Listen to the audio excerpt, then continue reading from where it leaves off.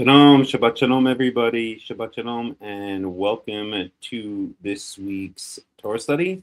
I am Hakham Melech Rahmiel ben Yaakov, and we have a good Torah study for you. We're going to be continuing what we've been doing before. We're working our way through the book of Zechariah. We're kind of getting there. We're close to the end. We're in chapter 10. It has 14 chapters. So 10, 11, 12, 13, 14, including chapter 10, 5 chapters to go. And then we'll continue moving through the Tanakh. We're going to continue in Leviticus chapter 25. We'll see how far we get in that. And we're going to, I was going to do some biblical archaeology, but I think I'm going to save it for next week because it is getting a little bit late here, even though it's really fascinating stuff.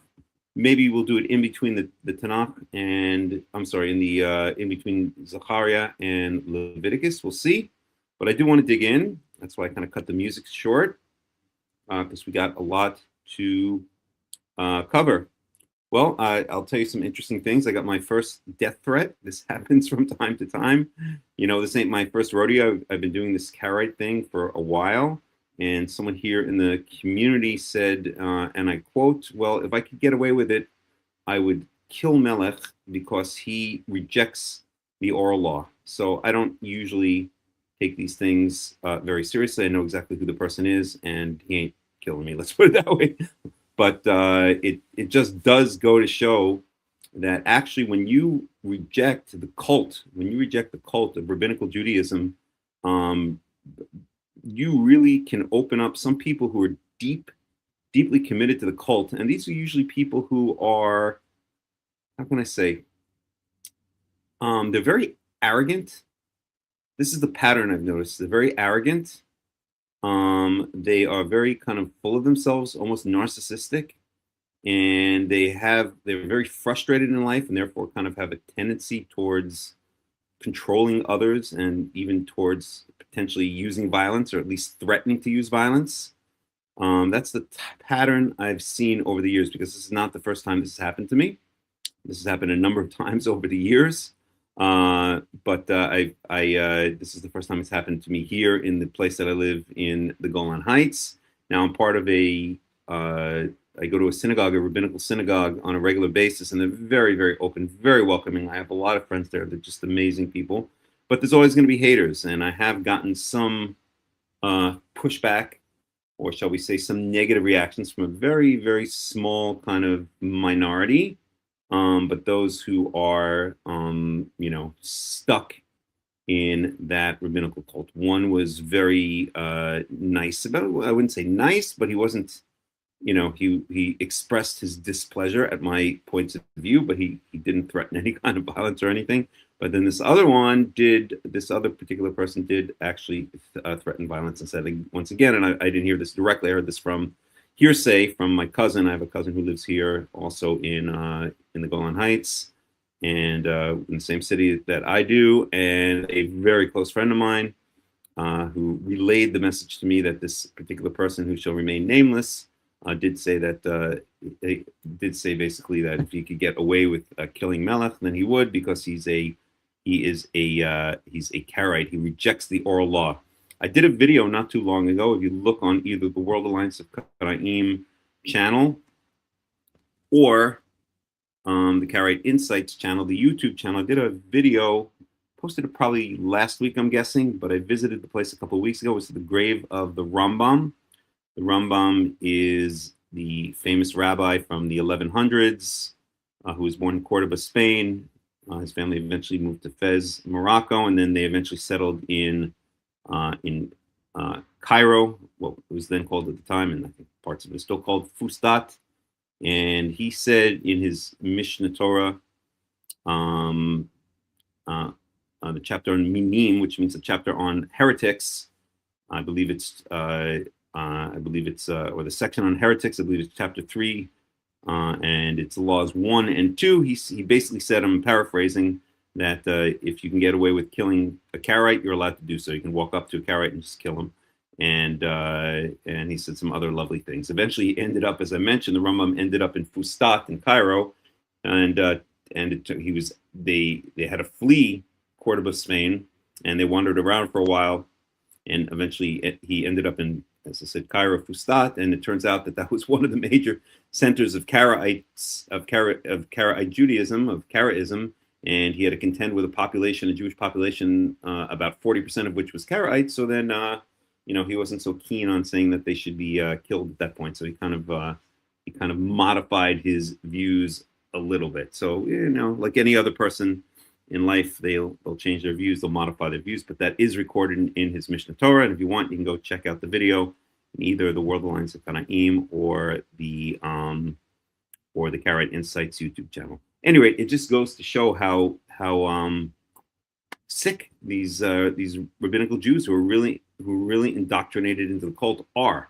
It's very similar to, I have a very close friend who always says that the New Testament is to the Christians as the Quran, or as Muhammad is, I'm sorry, he says it a little bit different. He says Jesus is to the Christians as Muhammad is to the Muslims, as the Talmud is to rabbinical Jews. In other words, if you go to a Muslim country and you start insulting Muhammad, you're gonna open up the possibility of violence being used against you.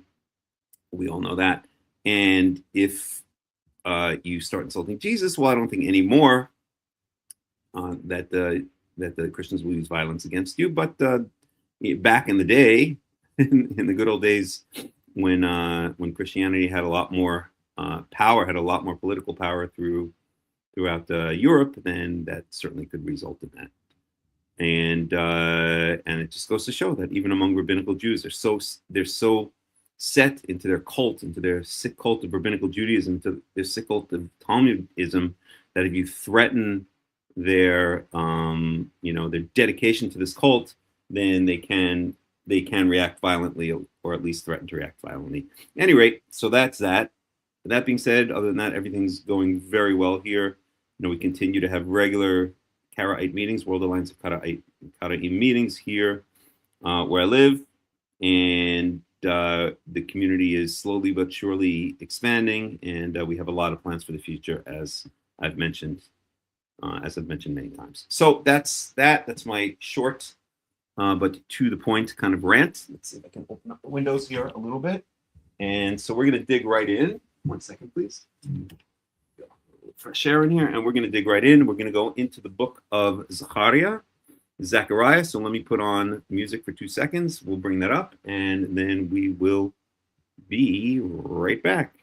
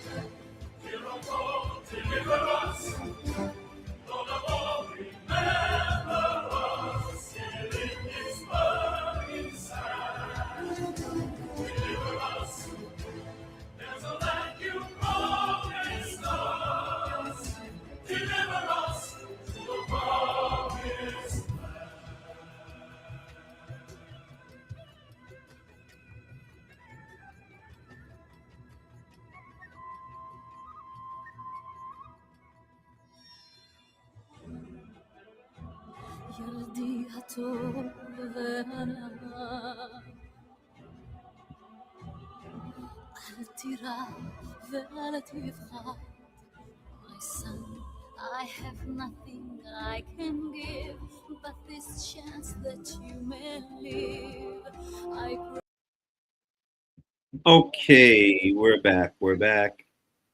Welcome back. Once again, this is Melech Rahmiel ben Yaakov of the World Alliance of Qara'im. And we're going to dig in now to the book of Zechariah. Hope everybody can hear me.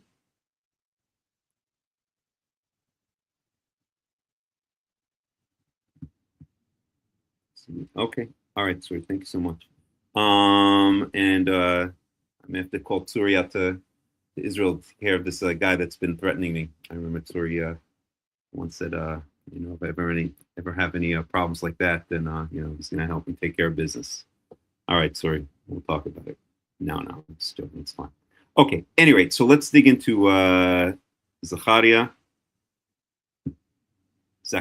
So let me share the screen here.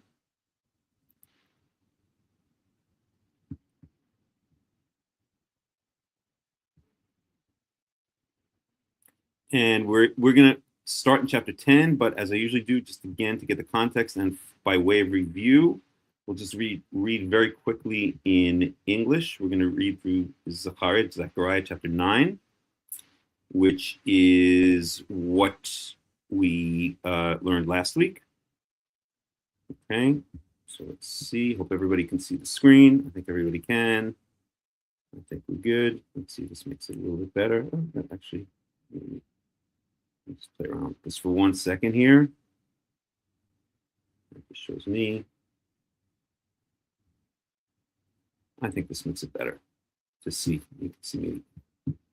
See me. What's important is to see the text. All right. So we're going through Zechariah chapter 9. And it says, the word of Yahweh is against the land of Hadrach, and will come to rest on Damascus. Damascus, of course, in modern day Syria. And I think we learned last week that so is Hadrach. That's the same general area. The eyes of the people and all the tribes of Israel are on Yahweh. And on Hamath, too, which borders on it. And on Tyre and Sidon, though they are very skillful. So the word of Yahweh is against these various areas / cities, right? Damascus, Hadrach, and Syria. Hamath, also in the same general area. We spoke a lot about Tyre and Sidon. These are the Phoenician cities in modern day Lebanon, on the coast of Lebanon. There are 3 Phoenician cities. There were a bunch of Phoenician cities, but the 3 main ones that in ancient times, during these times, would have been Tyre, Sidon, and Byblos. In Hebrew, Tzur, Sidon, and Gval. And so this is talking about the Phoenicians, who, in general, at least during the time of David and Solomon, were on very good terms with David and Solomon. I think we spoke about last week, and it says so explicitly in the first book of Kings, and again in the second book of Chronicles, that the wood for the temple, for the first temple, Solomon's temple, quote unquote, was brought down by the king of, or was shipped down by the king of Tyre, named Hiram, shipped down to the port of Jaffa, which is just south of Tel Aviv. You can visit old Jaffa to this day. And then was brought up from there to Jerusalem, where it was used in the building of the first temple. But at any rate, so these are the Phoenician cities. These are the cities or the areas around Damascus. Tyre's built herself a stronghold. She's heaped up silver like dust and gold like dirt in the streets. So Tyre was a very wealthy city back in this day. They were known for their production of what's called Tyrian purple. There's a whole big story behind that. I'm not going to get into it, but it has to do also with why the rabbis later chose this particular sea creature, essentially sea snail, called the Hexaplex trunculus is a scientific name, to be what they claim is the only source of tchelet, of the light blue that you're supposed to wear on your tzitzit, on the corners of your garment. But that's a long story. We're not going to get into it right now. I could give a whole 3-hour talk about that. Very fascinating stuff. Okay, but Yahweh will take away her possessions and destroy her power on the sea, and she will be consumed by fire. Again, speaking about Tyre, Tzur, the Phoenician city in Lebanon. You guys can all hear me. Just check in. Everybody can hear okay and see okay? I'm going to assume so. Okay, Ashkelon, we'll see it in fear. Now we're moving down to the south. Okay, and let's even show, no, this is not the chapter we're dealing with this week. So Ashkelon, these are now the Philistine cities. These are now south of the Israelite territory. Okay, Philistine cities, you'll recognize some of these names. So Ashkelon is a modern city, or there's a modern city named Ashkelon. Hold on one second, please. There's a modern city of Ashkelon on the southern coast of Israel to this day. Gaza, you've all heard of that. Ekron, these are all Philistine cities. There are 5 Philistine cities. I've mentioned this a bunch of times. Ashdod, Ashkelon, Gaza, Ekron, and Gat. Gat, you may have heard, is probably most famous because it's the city where Goliath came from. So Gaza will lose her king and Ashkelon will be deserted. So these are now prophecies. So first we have here prophecies against the cities around Damascus, prophecies against the Phoenician cities to the north.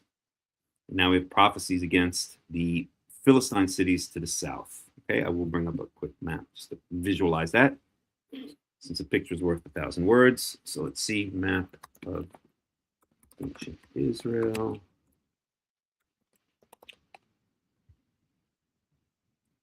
Let's see what we got. Is that going to do it? I think that might be the one we used last week. Ancient Israel and Judah. Let's give it a second here. Oh, I guess there's noise coming in the window.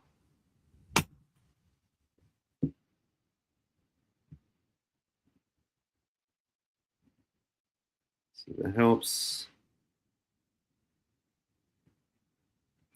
Okay, so here is the ancient kingdom of Israel. Here, and this is more or less where the border is today. Okay, so this is Akko. So more or less where the border is today. There's Tyre.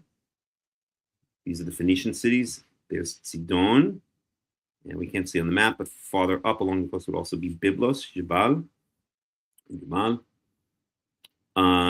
Out here is going to be, let's see, Damascus is right over here.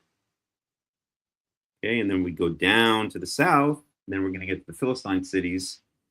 Here's Jaffa, right, which we mentioned. Okay, Jaffa is where the wood, so modern day Tel Aviv is going to be right around here. You guys can see me moving the cursor, I think so. Jaffa is right below it. Right below it, this is where the wood, sorry, I got to turn on the fan again. Oh, the window. So that's where the wood was brought down. The wood was chopped down in the forests of Lebanon. You've heard of all of the cedar of Lebanon. So cedars were chopped down in Lebanon and then sent by boat or by raft down to Jaffa and then brought up to Jerusalem, which is right here. There's Jerusalem right there, okay, to build the first temple. And Jaffa is also the place when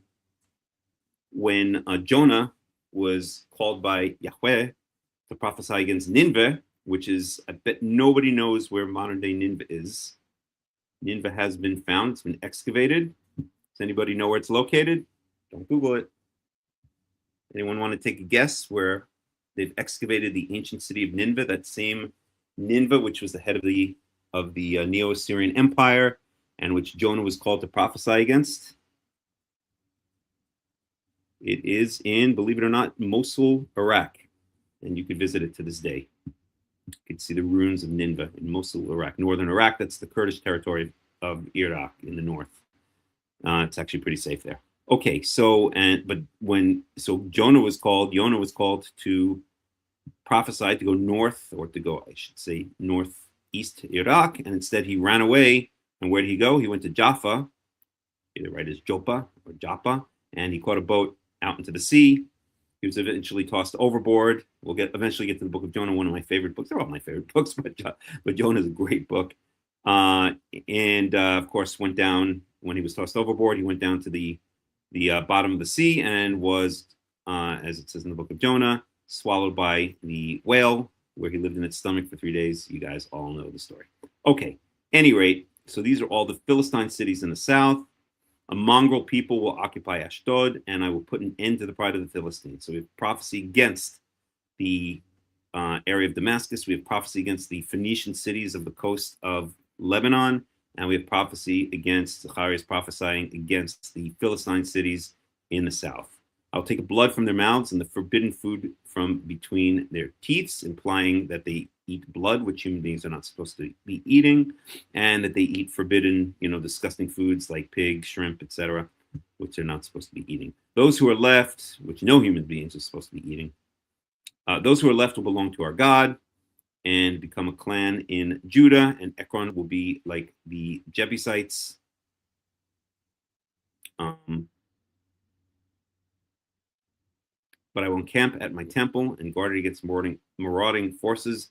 Never again will an oppressor overrun my people, for now I am keeping watch. So this is, again, as we've seen a lot of times in the book of Zechariah, this is reconciliation with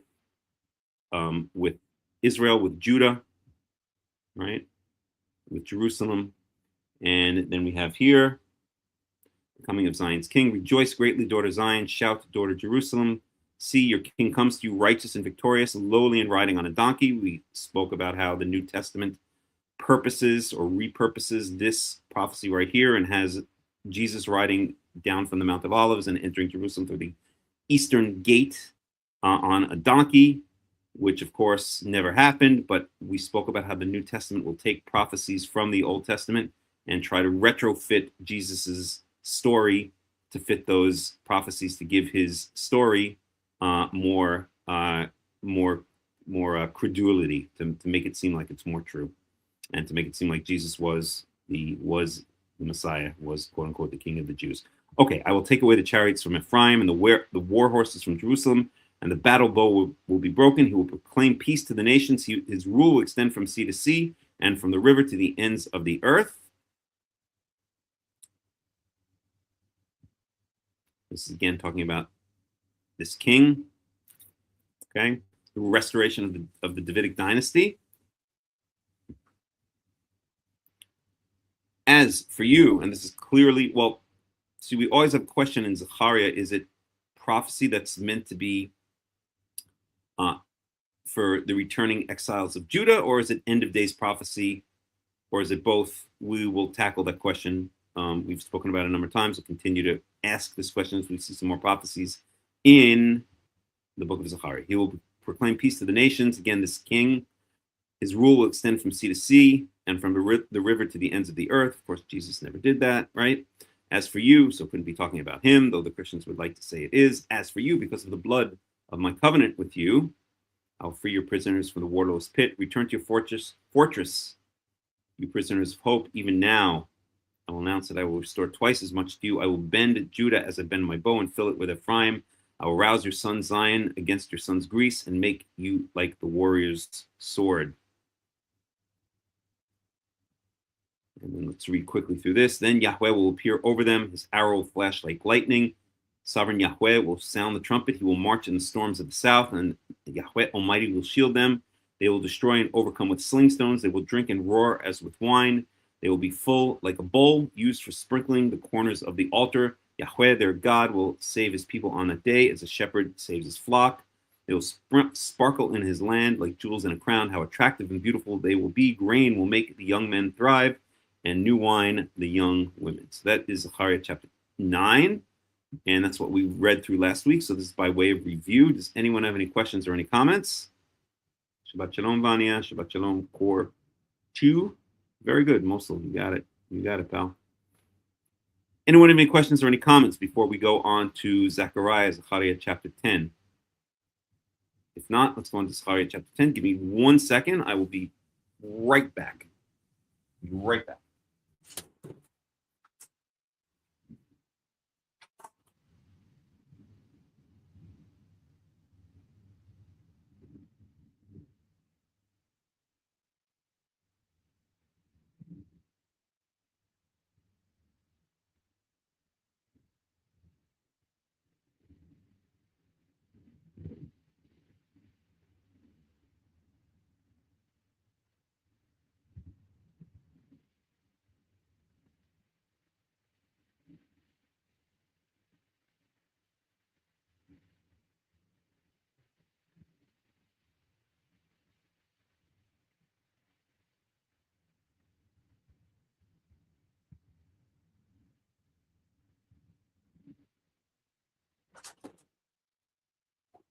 Okay, I'm back. I'm trying to open up the windows again since the noise stopped. Let's give that a shot. Turn on the light. Get the light going here. And we are good to go. Okay, so we're in Zechariah chapter 10. Let's dig in. We're going to dig into the Hebrew. Shabbat Shalom, everybody. Welcome to the study. And we're going to dig in with the Hebrew. Now, there's been a bit of a problem. I'm going to try one more time. I think it has not been working to get the whole chapter to come up, so we may have to go verse by verse in the Hebrew, which is fine. We'll manage. I actually wrote, this is the site that I've been using for years. It's BibleHub.com. I highly recommend it. A lot of good stuff on there. And a whole bunch of study aids and different translations of the Tanakh. It's good. It has Christian stuff as well, but it has a lot of the Tanakh stuff in there. At any rate, the page where it brings up the whole chapter at once has not been working. I wrote them an email. They said they're working on it, but they're a volunteer organization, so it might take a bit of time. But no big deal. We can manage here. And so we are now in Zechariah chapter 10, verse 1. Okay, so let's dig in.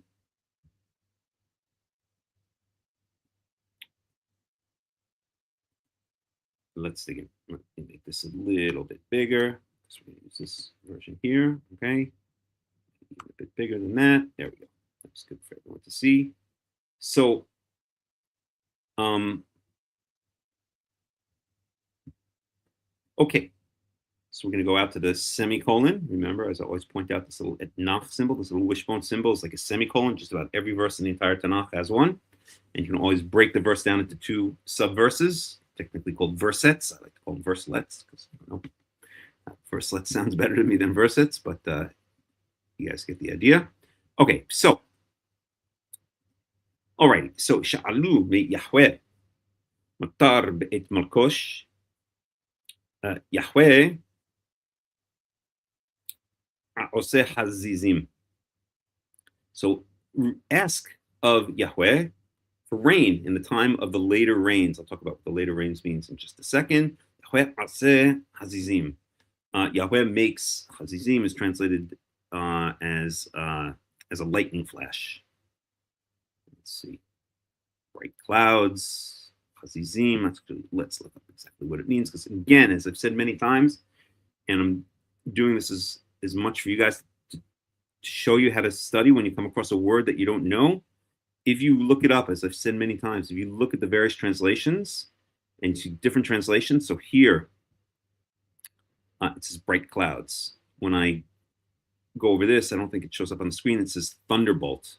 If we looked at other translations, storm clouds, the Lord who makes the storm clouds, the bright clouds, the rain clouds, so on and so forth. Okay, when you see that there are different translations into English or whatever language you're looking at the Tanakh in, then that's a sign that the translators, that it's not clear exactly what the word means, and you'll get different translations. So let's take a look for a second. So the word is haziz. That's how you say it in Hebrew, haziz. You can see it here in the English transliteration, haziz. And here, this is again one of the great things about this site, Bible Hub, is you can click on any of the words in Hebrew. You're going to get a whole bunch of information about it. But let's go down to the BDB. We can just read up here. First of all, let me make this a little bit smaller, actually. Okay, so a bright cloud or lightning. Then NASB storm clouds. And it really only appears this word, or this root, I should say this word, only appears 3 times in the entire Tanakh. In Job 28:26, Job 38:25. So 2 in Job, and Job has many words that don't appear elsewhere in the Tanakh. Job is very poetic kind of language and contains famously a lot of words that you're not going to find elsewhere in the Tanakh, or will find very infrequently elsewhere in the Tanakh. And here in our first Zechariah chapter 10, verse 1. So the BDB translates it, this is the Brown Driver Briggs. This is also an excellent biblical Hebrew dictionary. You can have it free online here as well. So thunderbolt, lightning flash. So that's what the BDB is calling it, okay? and so on and so forth. Okay, so Yahweh oseh hazizim, he makes thunderbolts. Let's go with that. That's the end of our that's our semicolon right there. That's the end of the first subverse. Mutar geshem yiten lachem leish esev b'sadeh. And I guess, how would we even translate this? I would say as strong rain. We translate showers of rain. So matar means rain and geshem means rain, but it's different types of rain. Iten lahem, he will give to them. Leish esev b'sadeh, to each man he will give grass in the field. Okay, so let's just put this together. This is the KJV. I never use the KJV, but we have to happen to have it here. No, let's go to the Robert Alter translation for a second and see if he has any commentary on this first verse. So, asked of the Lord rain in the season of the latter rains. I'm going to explain in a minute what the latter rains means. Yahweh makes lightning and drenching rain, so he translates it as lightning. He gives to every man the grass of the field. Okay, so, and we have a commentary there. So let's see if Robert Alter has anything interesting about that. In Hebrew, two synonyms, matar geshem, joined in the construct state, signifying intensification. Okay, so what he's talking about is something we've said many times, and we're looking at these two words right here. Okay, and let me again make this a little bit bigger. Okay, so this word here is matar, and this word here is geshem. They both mean rain, so that's why you're going to get translation like showers of rain. The translators are not going to know exactly how to deal with this. They both mean essentially the same thing. But so this means rain of rains or something like that. And we've always said many times, or showers of rain, right? Showers of rain is how they translate here. As we've said many times, to say pretty much every Torah study, that when you have repetition in the Torah, it means emphasis. So again, so Robert Alter translates it as drenching rain. So he kind of uses this word drenching to emphasize that it's emphasis, right? So maybe a better way to translate it would be he will give rain of rains, or lots and lots of rain to them, right? So these are basically synonyms. So it would be like saying, like we see here, showers of rain, right? It means basically the same thing. Okay, so again, we see that this is a verse, or this chapter is going to be, it would seem so far, a chapter again of reconciliation. A lot of what we see in Zechariah so far is reconciliation between the exiles returning from Babylon and Yahweh desiring to turn his face back to Jerusalem that he'd exiled with the Babylonian exile about 50 years earlier. Okay, all right, let's go on. Check in, see if there's any questions or comments. And I don't see that there are, so we're going to go on to chapter 2, verse 2.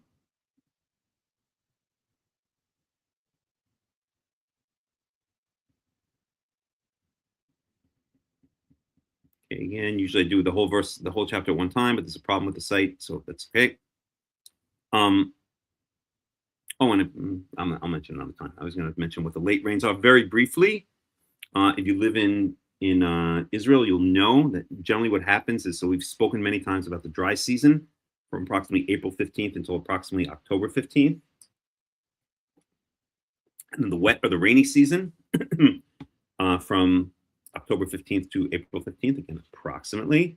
And so in the rainy season, also called Choref, there are really only two seasons mentioned in the Tanakh, Karaites and Choref. It really means the dry season and the rainy season. And in the rainy season, what usually happens, and if you live in Israel or have ever spent a lot of time in Israel, you know this firsthand, you're going to get the early rains, Yoreh, it's called, in Hebrew, Yoreh. And then it's usually kind of around, I would say, mid-December, late December, there's kind of a break. It's not always consistent, but there's kind of a break where you get a bunch of sunny weather, mostly sunny weather for a couple of weeks. And then maybe into January, and then you're going to start getting these late rains towards the end of the spring. You're going to get you're going to get more showers, and those are the late rains. Okay, so there's the early rains and the late rains. Anyway, okay. So what do we have here? Git tirafim dibru awen. Let's translate up into there. So the tirafim are It's usually translated as like a household idol, is the way they usually translate it. Here they just translated the KJV, which I don't like. Translates it. Let's see, is the NIV down here anyway? No, we don't have the NIV. Terafim, they don't even translate it here. Anyway, it's kind of like these portable little idols. It's spoken about. The same word is used in the story of Rachel when Jacob flees Lavan. And it says that Rachel had actually hidden these little idols. They're like little dolls, like little portable idols, right? Like there's idols that you had in the temple of the idol. Those are big statues. And they have these little portable, like household idols, they usually translate it as, that you carry around with them. Almost like, maybe like carrying around a little statuette of a saint, right, in the Catholic world, right, that you can put on your countertop or something like that. You can, if you move, you can take it with you, or if, I don't know, you're going on vacation, maybe you can take it with you. Maybe almost like the cross that the Christians will wear around their neck. At any rate, he had tirafim dibru aven. So these idols, we're just going to translate it as idols here, spoke nothingness. Aven is here they translate as vanity. Awen, iniquity. But they spoke, basically, the context here is they spoke nothing because idols don't speak. Okay, the kosmim hazul shaker, and the purveyors of witchcraft or wizardry. So the wizards, right, the witches, the male witches, hazul shaker. They gave lying visions or visions of lies. Okay, halamot hashav, and empty visions or empty dreams. Okay. Idabru halamot hashav, idabru hebel yetnachemun. Alken nasu komotzon ya'anu ki en ro'eh. All right, let's get a translation from Robert Alter for a change. Okay, so he translates it as household gods spoke deceits, the sorcerers envisioned lies, and vain dreams do they speak. With mere breath they console, therefore they have strayed like sheep, wandered, for there is no shepherd. Okay, all right, let's see if there's anything we want to say here. I can close this off. I think we can do this. Let's see if I can do this slightly differently. 1 second, please. I know what we can do. Okay. Ketarafim dibru awen makosmi hazu sheker v'halamot hashav yidabru hevel yenachemun alken nasu komotzon ya'anu ki en ro'eh. Right. So this imagery here is that basically all of the seers of vision are speaking lies, or speaking vanity, and therefore they, speaking about the Israelites, and again, what it's really speaking about is the Israelites that were exiled to Babylon. Therefore they traveled like sheep, and ya'anu, they had trouble because there was no shepherd. So the image here is because of all these diviners or all these seers of visions are seeing false visions, that Israel was like a flock of sheep without a shepherd. That's essentially what it's saying here. Okay. Let's see here. So Robert Alter says these domestic icons, terafim, were used for divination. So we spoke about the household idols. It's often translated as wandered. The Masoretic text reads Ya'anu, answered or were afflicted. This translates supposed reversal of consonants and reads instead no. Okay, this is the technical note. We don't have to get into that right now. Okay, let's go on to verse 3. So verse 3, I'm going to not use the KJV. I'll use the NIV if we need to refer to another English translation. Let's just look at it in the English for a second. Okay, so my anger burns against the shepherds, and I will punish the leaders. For Yahweh Almighty will care for his flock, the people of Judah, and make them like a proud horse in battle. Let's see that in the Hebrew.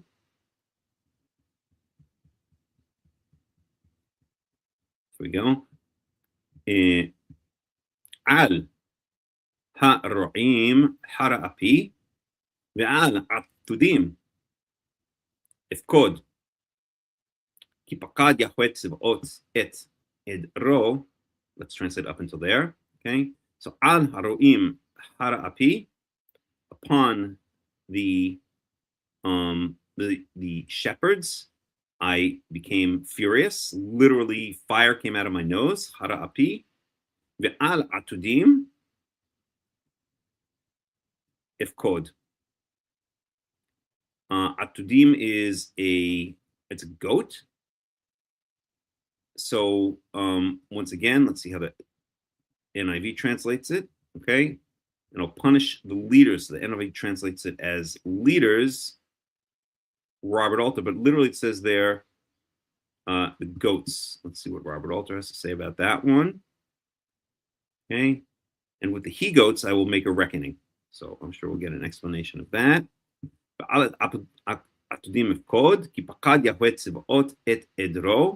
Because Yahweh has brought a reckoning, or Yahweh of hosts has brought a reckoning upon his flock.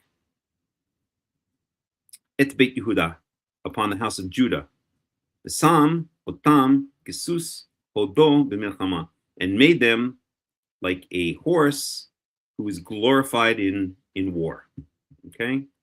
All right, let's see what we got here. So for the Lord of armies has singled out his flock, the house of Judah, and made them like a stallion, his glory in battle. Let's get a little commentary on that. Okay, this stock epithet. So the shepherds, the stock epithet for leaders, picks up the sheep metaphor of the previous line. In the second verset, he goats is another fixed epithet for leaders, and make a reckoning or signaled out.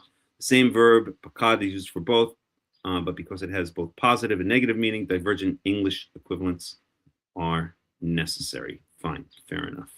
Okay. Alrighty. Okay, verse 4. So this is the English. From Judah will come the cornerstone, from him the tent peg, from him the battle bow, from him every ruler. Let's look at that in Hebrew.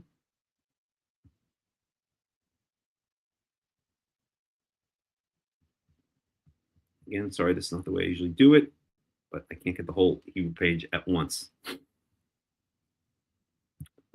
Okay.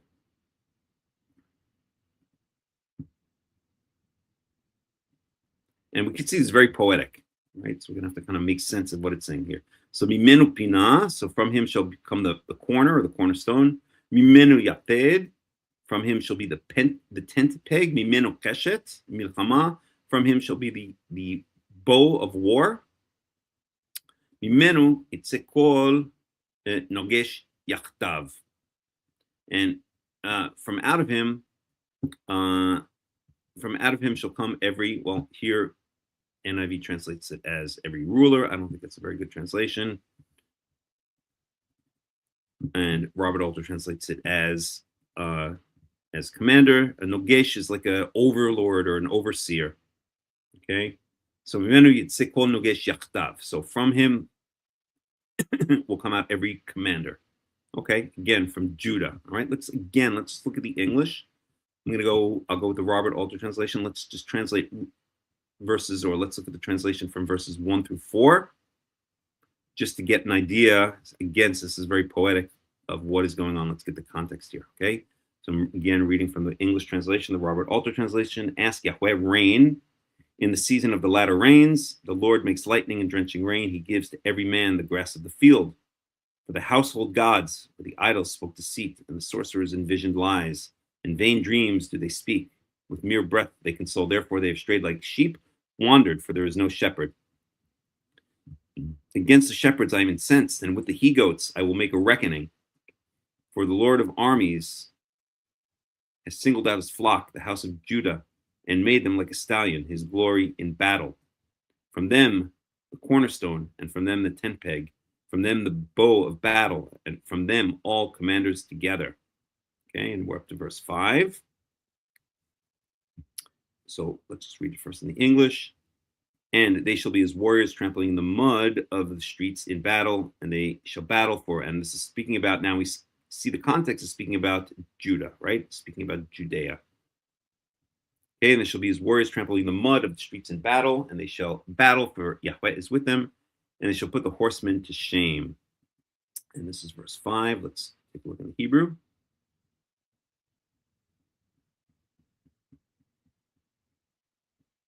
Okay.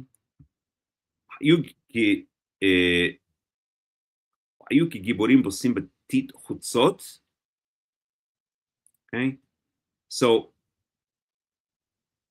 they will be like heroes or like warriors, bosim, treading upon. Betit chutzot is the mud in the streets, the grime in the streets. B'milchama v'nilchamu. So that's the way they'll be in war, and they will go to battle. Ki Yahweh imam, because Yahweh is with them. Vishu rochvei susim, and they will literally dry out, is what this says, but it means they will, I guess, wear out, or they will. Let's see. Let's get a good translation here. Okay. Put the horsemen to shame. So I'm sorry, it's not from dry out. It's from bush. Bash, which means to put to shame. So they'll put the riders of the horses to shame. Okay. All right, let's go into verse 6.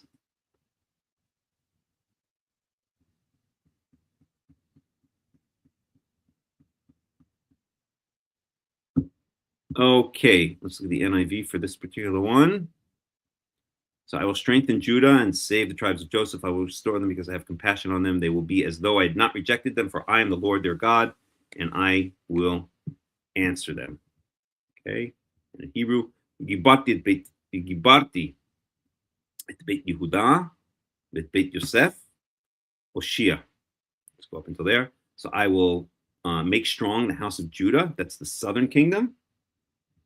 Ve'et Beit Beit Yosef, that's the northern kingdom, Hoshea. So we know that after the reign of Solomon, the kingdom of Israel was split, or the totality of Israel was split into two kingdoms: the southern kingdom, originally ruled by King Rehoboam, and the northern kingdom ruled by Yerovam. That's when the split occurred.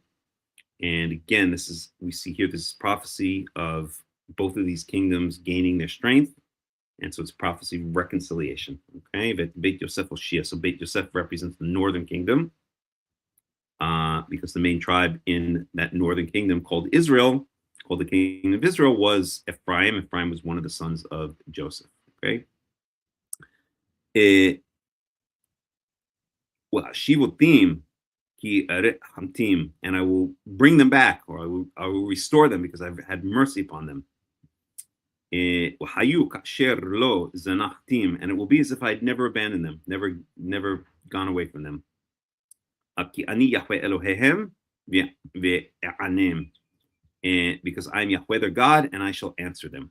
Okay, let's get a Robert Alter translation here. Okay, and I will make the house of Judah mighty. And the house of Joseph I will make victorious, and I will restore them, for I will have mercy upon them. And they shall be as though I never forsook them, for I, Yahweh, am Yahweh their God, and I will answer them. Let's get a little commentary. So verse 4 spoke about the cornerstone, the tent peg, and the bow. These are all metaphors for the leaders or champions of the people. At the end of the line, the literal reference of all of these is introduced in commanders. It should be noted that the Hebrew term for commander, nogesh, generally has a negative meaning, taskmaster or overseer. It's spoken about in the story of the Exodus, that Pharaoh placed overseers or taskmasters over the Israelite slaves, but that cannot be the case here. The shift in meaning may reflect the fluidity of late biblical Hebrew. Trampling the mud of the streets in battle, we saw that in verse 5, is not entirely evident why the warriors should be trampling mud. Perhaps it's intended as an image of conquest. The troops stomp through the streets of the conquered city, overwhelming all that stands in their way. It is also possible that an object of the verb is dropped out. The literal sense of the Hebrew is in the mud of the streets, and that the original text meant trampling the slain like the mud of the streets. Okay, again, that's kind of a technical point. He's saying that perhaps there's a word missing from that was not brought down from the original text. Okay, so we're up to now verse 7. And let me just make this a bit smaller. And we have 12 verses. So we see this very poetic. Okay. All right. Let's look at the Hebrew, verse 7.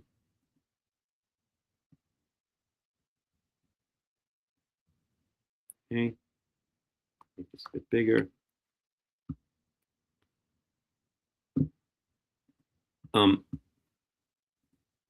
Okay. Wa'yu ki gibor Ephraim.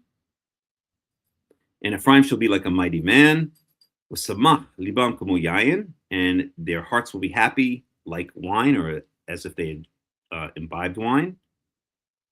Uvedehem yir'u.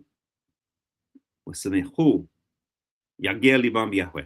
And their children shall see this and be happy, and their heart shall rejoice in Yahweh. Okay. Let's get a translation or two here. So Ephraim shall be like a warrior, and their heart shall rejoice as from wine, and the children shall see and rejoice, and their heart shall exult in Yahweh.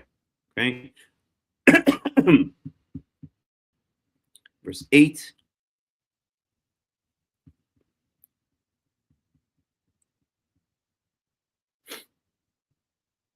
Okay. Esharakalahim v'kabetzim ki piditim. Let's go up to there. That's the first half of the verse, or the first part of the verse. I will whistle to them, and I will gather them in. Kabetzim. I will gather them in. Okay, this is from the same word as kibbutz. You've all heard of a kibbutz. A kibbutz is a collective. So this is saying I will collect them. I will gather them in. Ki piditim, because I have remembered them. Or here translated as redeem them. I've redeemed them. I've remembered them. I've turned my attention towards them for good. Rabu kamo ve'rabu kimo rabu. And they shall increase as they shall increase, or they shall increase greatly. Would be a good translation of that, I think. Okay. Here Robert Alter translates it as they shall increase as before. I will whistle to them and gather them. Right. So just like again, maybe more of this imagery of a shepherd whistling to his sheep, and then the sheep go in a certain direction. Right. He calls the sheep by whistling. If you've ever seen videos of shepherds, they have these various whistles that they can direct the sheep with the whistles, or they direct at least the dogs with the whistles, and then those dogs direct the sheep. So I will whistle to them and gather them, for I will ransom them, and they shall increase as before. Let's get a little commentary. I will whistle to them. Whistling appears elsewhere as a signal for the marching of troops. Sound that may have been produced with some sort of wooden whistle. They shall increase as before. More literally, they shall increase as they increased. Okay. Rabu como rabu. Okay. That is verse 8.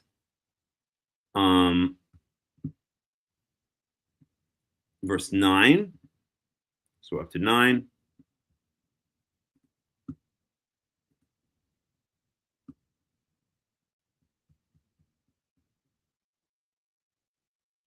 Okay.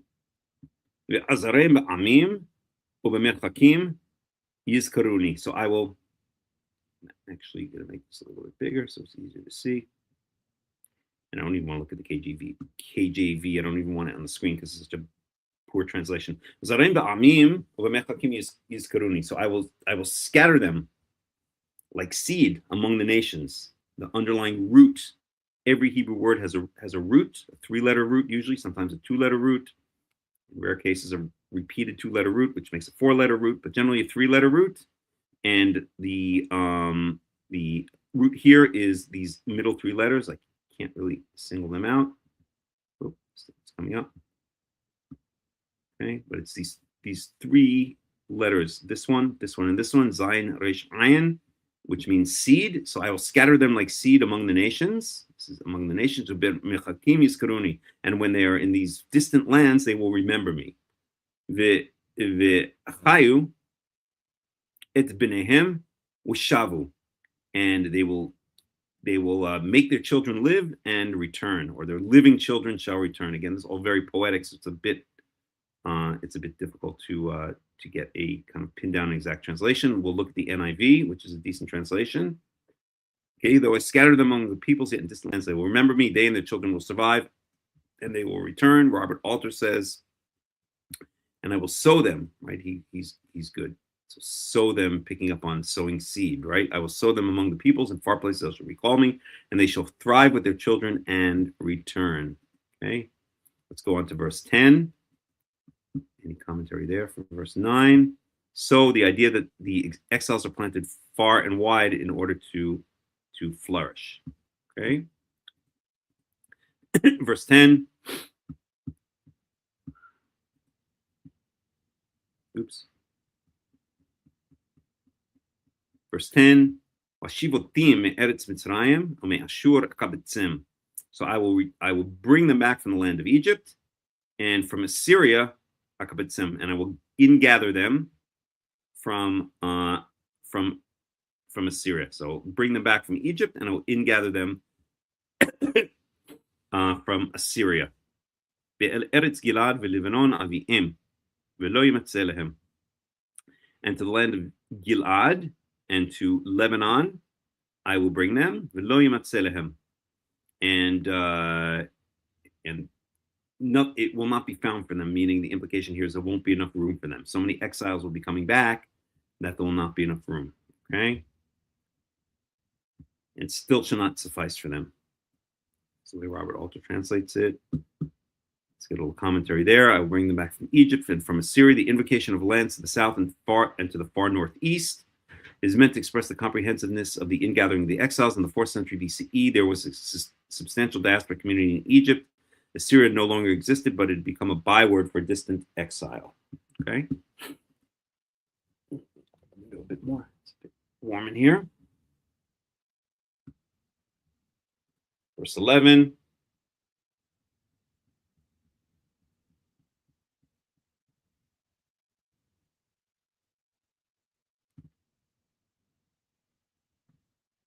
Okay. So verse 11.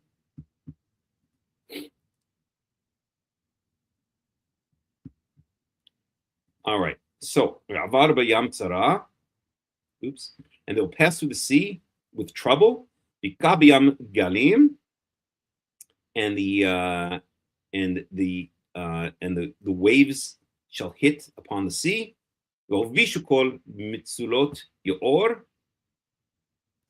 And they shall dry up. And they shall dry up all the deep places of the rivers, or the river. And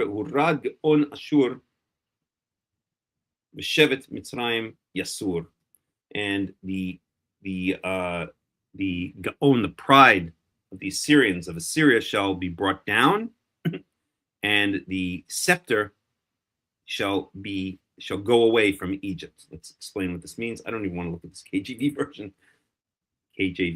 It's too horrible. Translation. I won't even look at it. I'll have to put it on the screen. So, okay. Avar b'yam tzara, v'ika b'yam galim. So they shall pass through the sea, or he shall pass through the sea with trouble, and the waves shall be kagalim bayam, and the waves shall hit upon the sea. Vishu kol mitzulot yaor, and dry up all the depths of the river. V'urad gaon Ashur, as we said, the pride of the Assyrians of Assyria will be brought down, and the scepter shall disappear from Egypt. The scepter is literally the head of a tribe, or the head of a nation would carry literally a scepter, and so this is a figurative way of saying, or literally it's saying the scepter of Egypt shall disappear, but it's basically saying that the strength of Egypt shall be taken away, shall disappear. Okay, so let's get a little translation here. And he shall pass through the sea against the foe, and strike waves in the sea, and all the depths of the Nile shall dry up, and the pride of Assyria shall be brought down, the scepter of Egypt shall vanish. Let's get a little commentary on that. The he would be Israel, transformed by God into a mighty warrior, but the three Hebrew words of the verset, Amar b'yam tzara, are cryptic. A lot of this chapter is cryptic, and a lot of Zechariah is very poetic and cryptic. One possible literal rendering would be, and he shall pass through the sea in straits. Given the militant context, the last of these three words has been construed as a collective noun meaning foe, and against is assumed to be implied by ellipsis. Okay, we're just going to skip that. And the last verse in the chapter, Verse 12.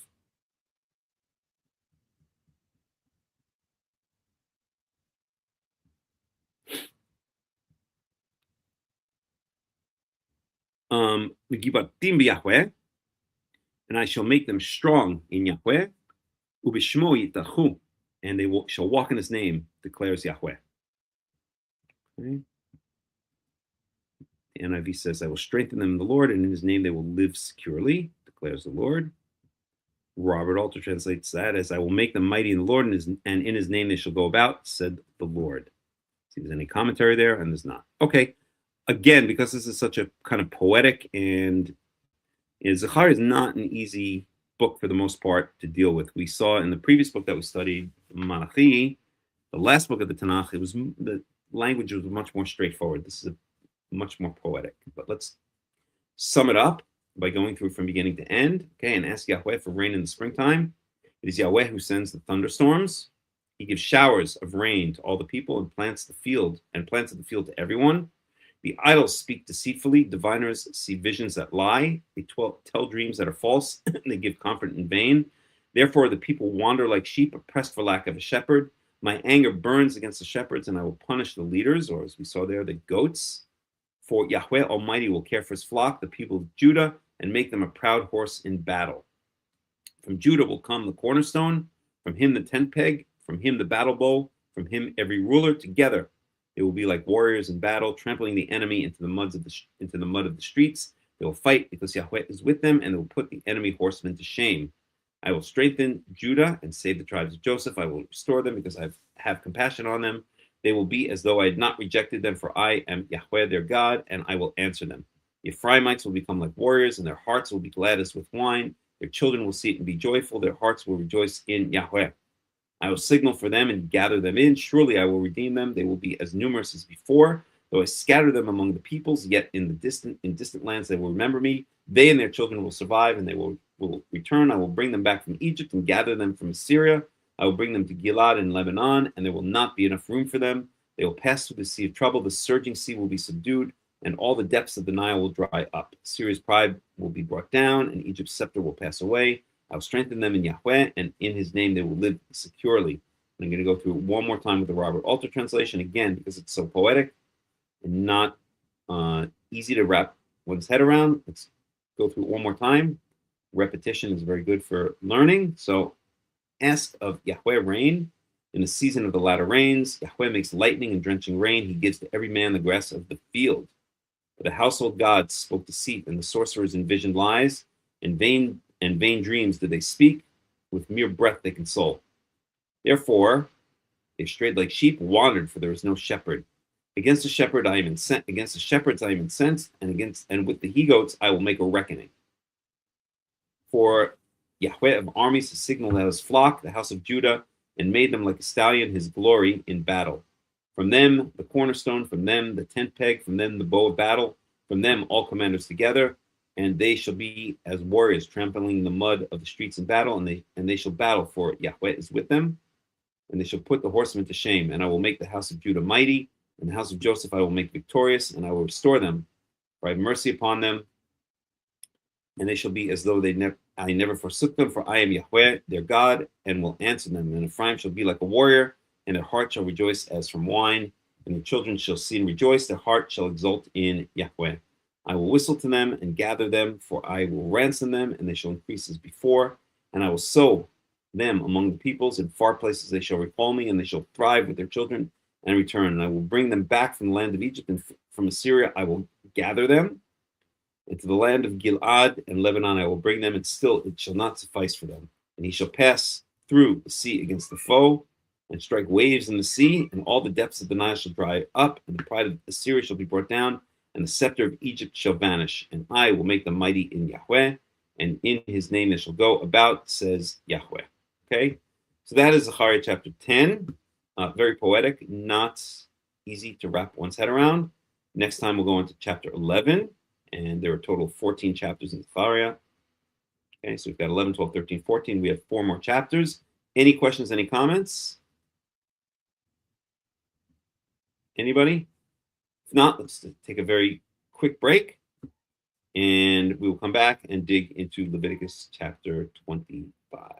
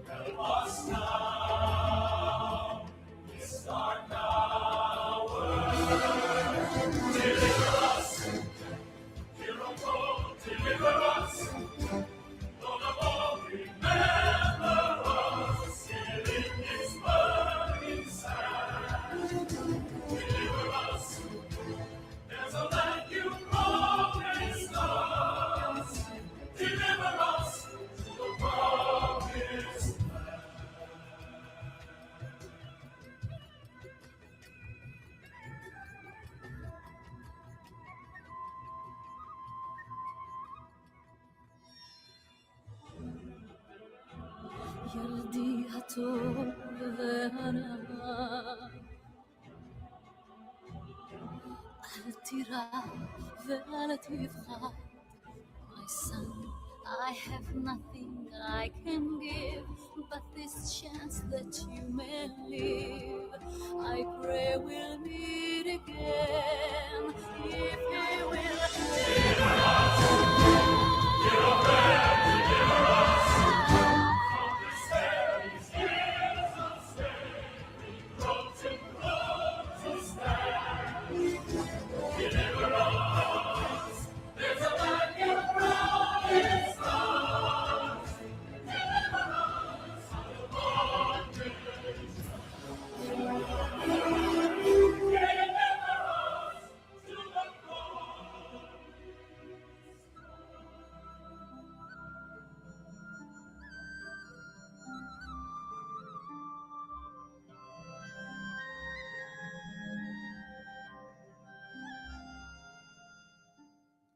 Hush now, my baby, be still now, don't cry.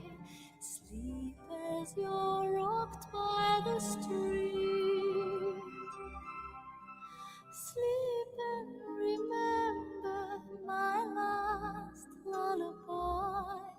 So I'll be with you when you dream.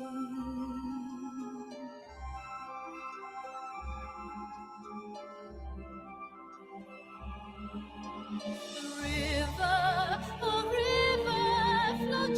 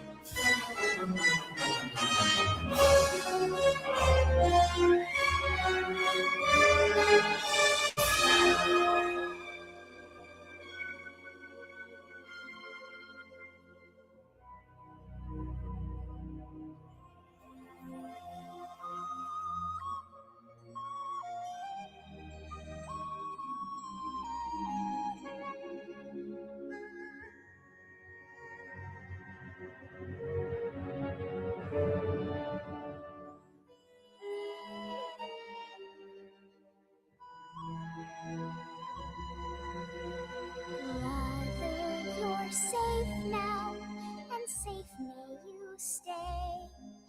For I have a prayer just for you. Grow, baby brother, come back someday. Come and deliver us too.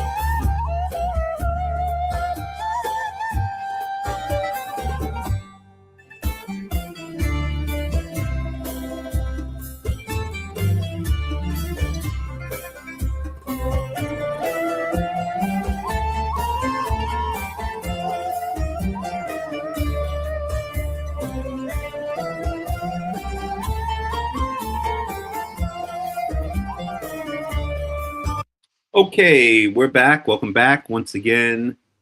This is the World Alliance of Qara'im Shabbat Torah study. We're going to be digging in now to Leviticus chapter 25, which we've been studying for a number of weeks now.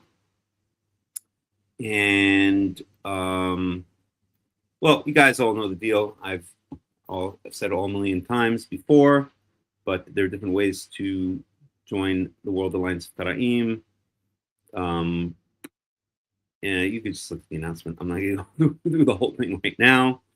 I usually do the plug for funding. You know, we're working on a bunch of projects, so anyone that feels it in their heart to support our projects, that would be very, very much appreciated. We have set up a community here in Israel, in northern Israel, in the Golan Heights. We have regular meetings. We're trying to set up a bunch of other projects, such as a learning center, a school, regular publications, and so on and so forth. Again, you could read about it in the announcement. So if you want to join the World Alliance of Qara'im as a member, I'm going to post the link. Okay. It's a membership link.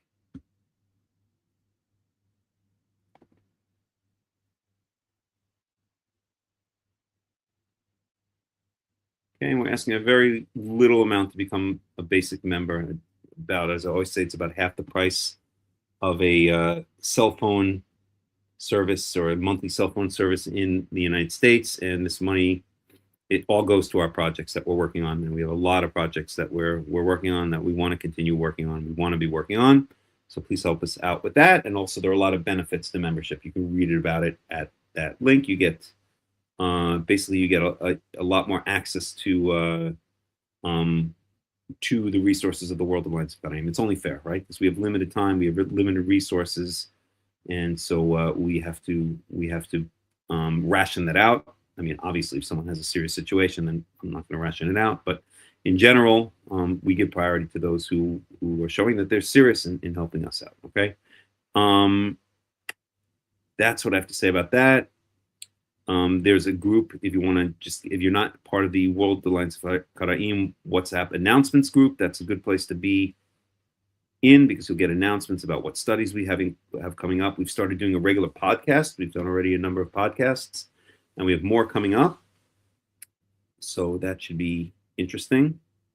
And all of the podcasts are on both the Karaite Insights and the World Alliance of Qara'im YouTube channel under the playlist podcasts. Find them there. We've had some interesting conversations so far with a number of different people. And yeah, other than that, if you regularly tithe, as some people do, give a portion of your income to charity, or if you just like to give, as they call it in the Jewish world, give tzedakah, like to give charity, then we have different ways of doing that. Again, you can look at the announcement. If it's a larger amount, then you can contact me privately, and we do have a nonprofit organization set up in the United States that can receive that. So that's it. That's all I have to say about that. I got nothing else to say about that. Okay, so yeah, you can check out the announcement for all of the details. But please get involved, and if it's in your heart to do so, then help us out financially. Okay, let's go on to Leviticus chapter 25. Let me share the screen.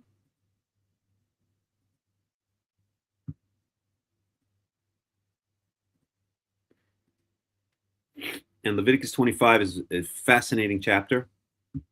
I was able to get the whole chapter up in Hebrew, thank God. But by way of review, let's just read through again. Okay. Down to, I don't think we should, because it's going to be too long. Yeah, we'll read through, I promise, without any commentary, just to get the context. Okay, so Yahweh said to Moses at Mount Sinai, speak to the Israelites and say to them, when you enter the land I'm going to give you, the land itself must observe a Sabbath to Yahweh. For 6 years for 6 years sow your fields, and for 6 years prune your vineyards, and gather your crops. But in the seventh year, the land is to have a year of Sabbath rest, the seventh Sabbath, right? The Sabbath to Yahweh. Do not sow your fields or prune your vineyards. Do not reap what grows of itself, or harvest the grapes of your untended vines. The land is to have a year of rest. Whatever the land yields during the Sabbath year will be food for you, for yourself, your male and your female servants, the hired worker and the temporary resident who live among you. Just as I said, on the Shabbat, we rest so that these underprivileged classes can rest. It says in Exodus chapter 20. Here, the land rests so that these underprivileged classes can have basically free food for a year. as well as for your livestock. And so the Torah takes care of the underprivileged classes within the nation, because God, Yahweh, is merciful, and he's a loving and merciful God, as well as for your livestock and the wild animals in your land. Whatever the land produces may be eaten. The year of the Jubilee. Okay, so we said that this is not a good translation. This is a transliteration of the Hebrew word Yovel. Yovel is essentially an animal horn or a ram's horn. So it's really the year of the ram's horn, or the year that is announced by blasting on the ram's horn, as we shall see now. Count off 7 Shabbat years, 7 times 7 years, so that the 7 Shabbat years amount to a period of 49 years. Then have the trumpet sounded everywhere on the 10th day of the 7th month. On the day of atonement, sound the trumpet throughout your land, right? So on the 10th day of the 7th month of the 49th year, that 7th cycle of 7 years each, then you sound the translate as trumpet, but it really says the Yovel, the ram's horn, or the animal horn. Okay, so that's why it's called that 50th year is called the year of the ram's horn, or the Jubilee year. Consecrate the 50th year and proclaim liberty throughout the land to all its inhabitants. We said that's the inscription. Leviticus chapter 25:10 is what's inscribed on the Liberty Bell that sits in Philadelphia. It shall be a jubilee for you. Each of you is to return to your family property and to your own clan. The 50th year shall be a jubilee for you. Do not sow and do not reap what grows of itself, or harvest the untended vines, for it is a jubilee, right? It is a ram's horn year, and it is to be holy for you. Eat only, or it is a year that's announced by the ram's horn in the end of the previous, or towards the end of the agricultural season of the previous year. For it is a jubilee, and is to be holy for you. Eat only what is taken directly from the fields. In this year of jubilee, everyone is to return to their own property. We said in the Torah there is no such thing as being landless. If you're an Israelite, you're given as your inheritance, as your right, a piece of land, a piece of the land of Israel. Imagine if everyone in America got as their right a piece of land, right? It almost makes sense. If America is for all of its citizens, then wouldn't that be a nice idea? If everyone in the United States got a piece of land which they don't have to pay property taxes on, can never be taken away from them. If they want to, they can rent it out for 49 years, but in the 50th year, it goes back to them, right? Isn't that a wonderful idea?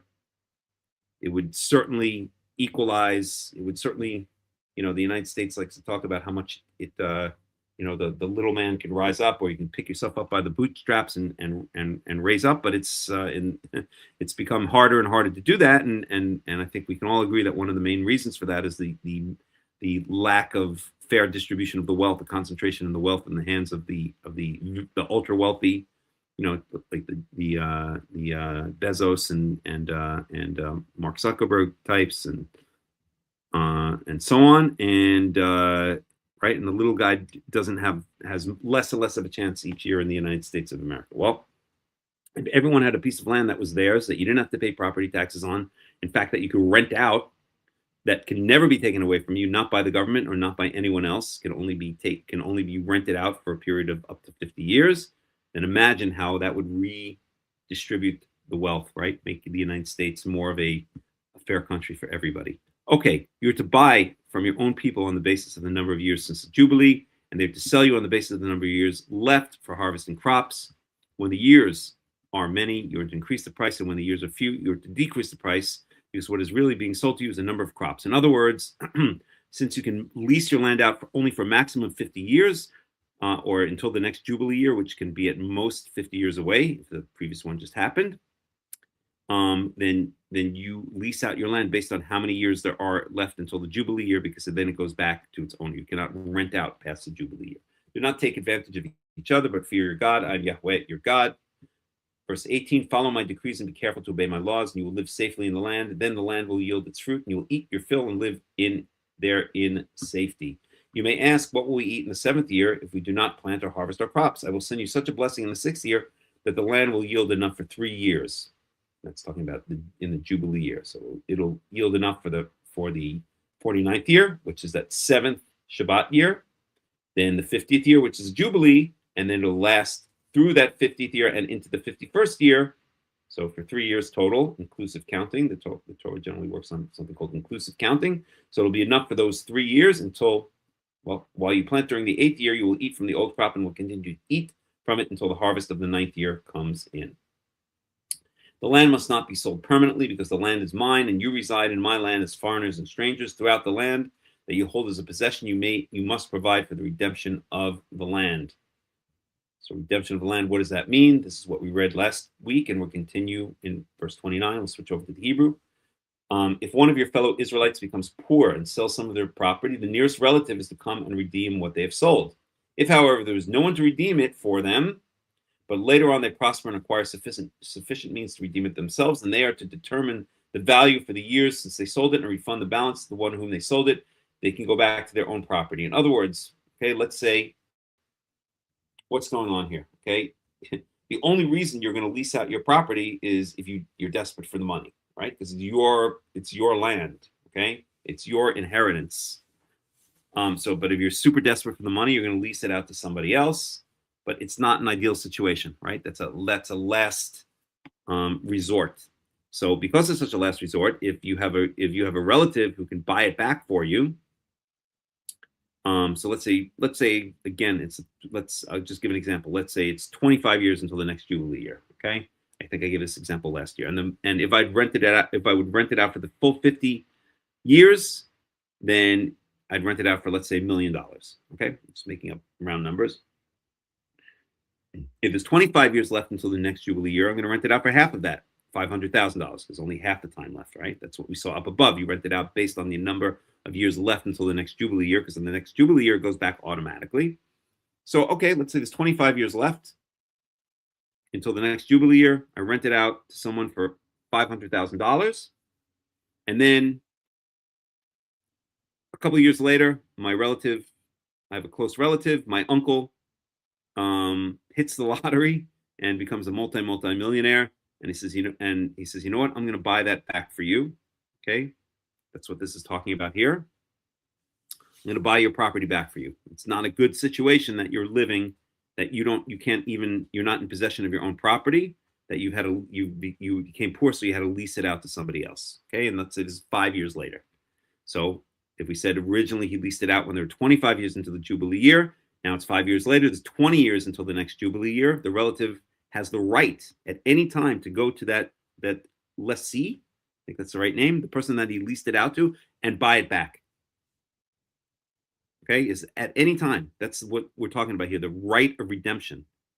And the person himself or a close relative has the right of redemption of that property at any given time. Even if he said, I'm going to lease it to you for 25 years, and he took the $500,000, then the relative can say, listen, I came into a bunch of money. It's 5 years later. I'm buying it back from you. Okay, I'm going to give you your money back, except for the 5 years that you had possession of it or that you were leasing it, and now I'm going to buy it back. Even though we had originally agreed to 25 years, I, as his relative, or he has the right to have it come back into his hand at any given times, and I, his rich relative, I'm going to do it for him. Okay, that's what it's speaking about here. It's precisely what it's saying. So they are determined. Let's even read this. If one of your fellow Israelites become poor and sell some of their property, the nearest relative is to come and redeem what they have sold. If, however, there is no one to redeem it for them, but later on they prosper and acquire sufficient means to redeem it themselves. So either the nearest of kin, right? The near of kin, okay, or the person himself, if he hits the jackpot, okay, then they are to determine the value for the years since they sold it and refund the balance to the one whom they sold it. So again, giving the example, if I were to lease it out for 50 years until the maximum amount of time until the next Jubilee year, I would lease it out for $1 million for those 50 years. Again, in our example here, we leased it out when there were 25 years left until the Jubilee year. So I leased it out for $500,000. Okay. That means that it is, let's do the math here. So $500,000, 500,000 divided by 25, so 50. So that is going to be 50,000. Did I do that right? No, wait a second, 25,000. I should know this off the top of my head instantly. But 25, okay, so if it's 25 years is $500,000, then that's going to be $20,000 per year, right? 20 times 25 is indeed 500,000. Okay, so it's going to be $20,000 per year. It's 5 years later. Either my relative has become rich or I've become rich, and I decide that I want to buy it back. Okay, before even though I agreed to until the next Jubilee year, or I agreed for however many years. I'm going to buy it back now. 5 years have passed, so the person has basically used 1/5 of the time. He paid me $500,000, so I'm going to refund him $400,000, and I keep the $100,000 because he used it for 5 years. It's now 5 years later. It's 20 years until the next Jubilee year. I refund him $400,000 out of the $500,000, and I keep the $100,000 for the 5 years that he was leasing it for, and now it goes back into my hand, and I have the right to do this at any time because it's my land. Okay, I don't have to wait, even if I said, or even if I said I'm not gonna buy it back, or in other words, at any given time I can buy that property back. I can throw him off the property and say, here's your money back for the rest of the years, and I'm taking my property back. It's the right of redemption. Okay, they're to determine the value for the year since they sold it and refund the balance to the one to whom they sold it. They can go back to their own property. But if they do not acquire the means to repay, what was sold will remain in the possession of the buyer until the year of Jubilee. So no matter what, if that Jubilee year is arrived at, then the land goes back to its original owner. Okay, so no one but the original owner can have permanent possession of that piece of land, and that is determined by lots. We see that in the book of Joshua. Each tribe gets a certain possession of the land of Israel, and that's broken down into clans, houses of families, or fathers' houses, and so on. Okay, and why is that? Because really Yahweh owns the land. As it says in verse 23, the land must not be sold permanently because the land is mine, and you reside in my land as foreigners or strangers. It's my land, okay? So so I'm giving it to each person as an inheritance, and nobody else can take it from the person I give it to. Okay. Okay. It will be returned in the Jubilee, and they can then go back to their property. And that's where we were up to. We're in verse 29. So now we're going to switch over to the Hebrew. We're in Leviticus chapter 25, 29. Let's get a little bit of a preview. Anyone who sells a house in a walled city retains the right of redemption a full year after its sale. During that time, the seller may redeem it. If it is not redeemed before a full year has passed, the house in the walled city shall belong permanently to the buyer and the buyer's descendants. We'll talk about why. It is not to be returned in the Jubilee, but houses and villages without walls around them are to be considered as belonging to the open country. They can be redeemed, and they are to be returned in the Jubilee. Let's look at that in the Hebrew. And we're in verse 29. Okay. So we're in Leviticus chapter 25, verse 29. Let me just check in and see if there are any questions or any comments.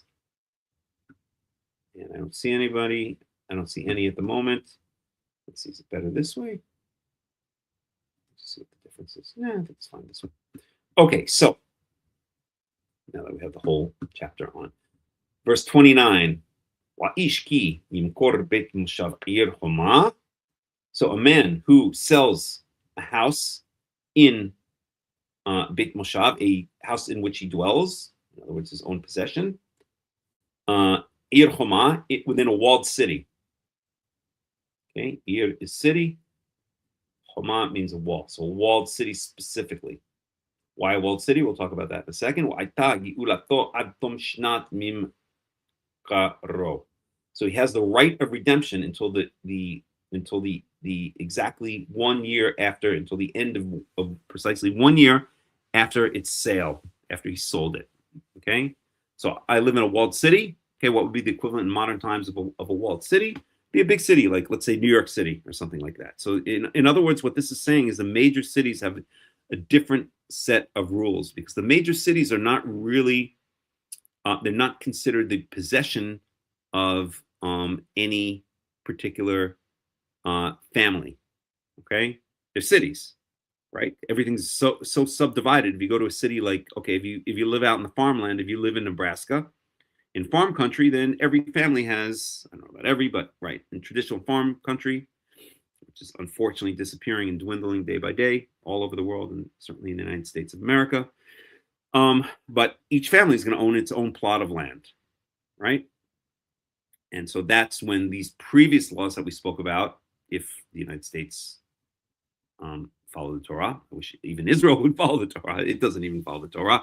We spoke about last year how about 97% of the land is owned by the state of Israel, And so you can actually not even own land except for about 3%. It's something called tabu. Tabu means privately owned land. It's a phrase that comes over from the Ottoman, the Turkish possession of, or when the Turks ruled over Israel from approximately 1500, if I remember correctly, 1525 or something like that, until 1917, until World War I. In World War I, when the Turks were on the losing side of World War I, the Brits took over the land of Israel, possession of the land of Israel, as well as all of Transjordan, current day state of Jordan. And so the Brits, the UK, the British Empire ruled over the land of Israel from 1917 until the declaration of independence, the independence by the state of Israel on May 14th, 1948. So at any rate, the point being that most of the land in the state of Israel is owned by the state, it's owned by the government of Israel. And except for rare cases, you can actually not own land in this country. All you could do is lease the land for, I think the maximum is 99 years. And this is because the founders of the state of Israel many of them were communists. They'd come from Russia, many of them, and the Jews were heavily, involved in the communist movement back in Russia.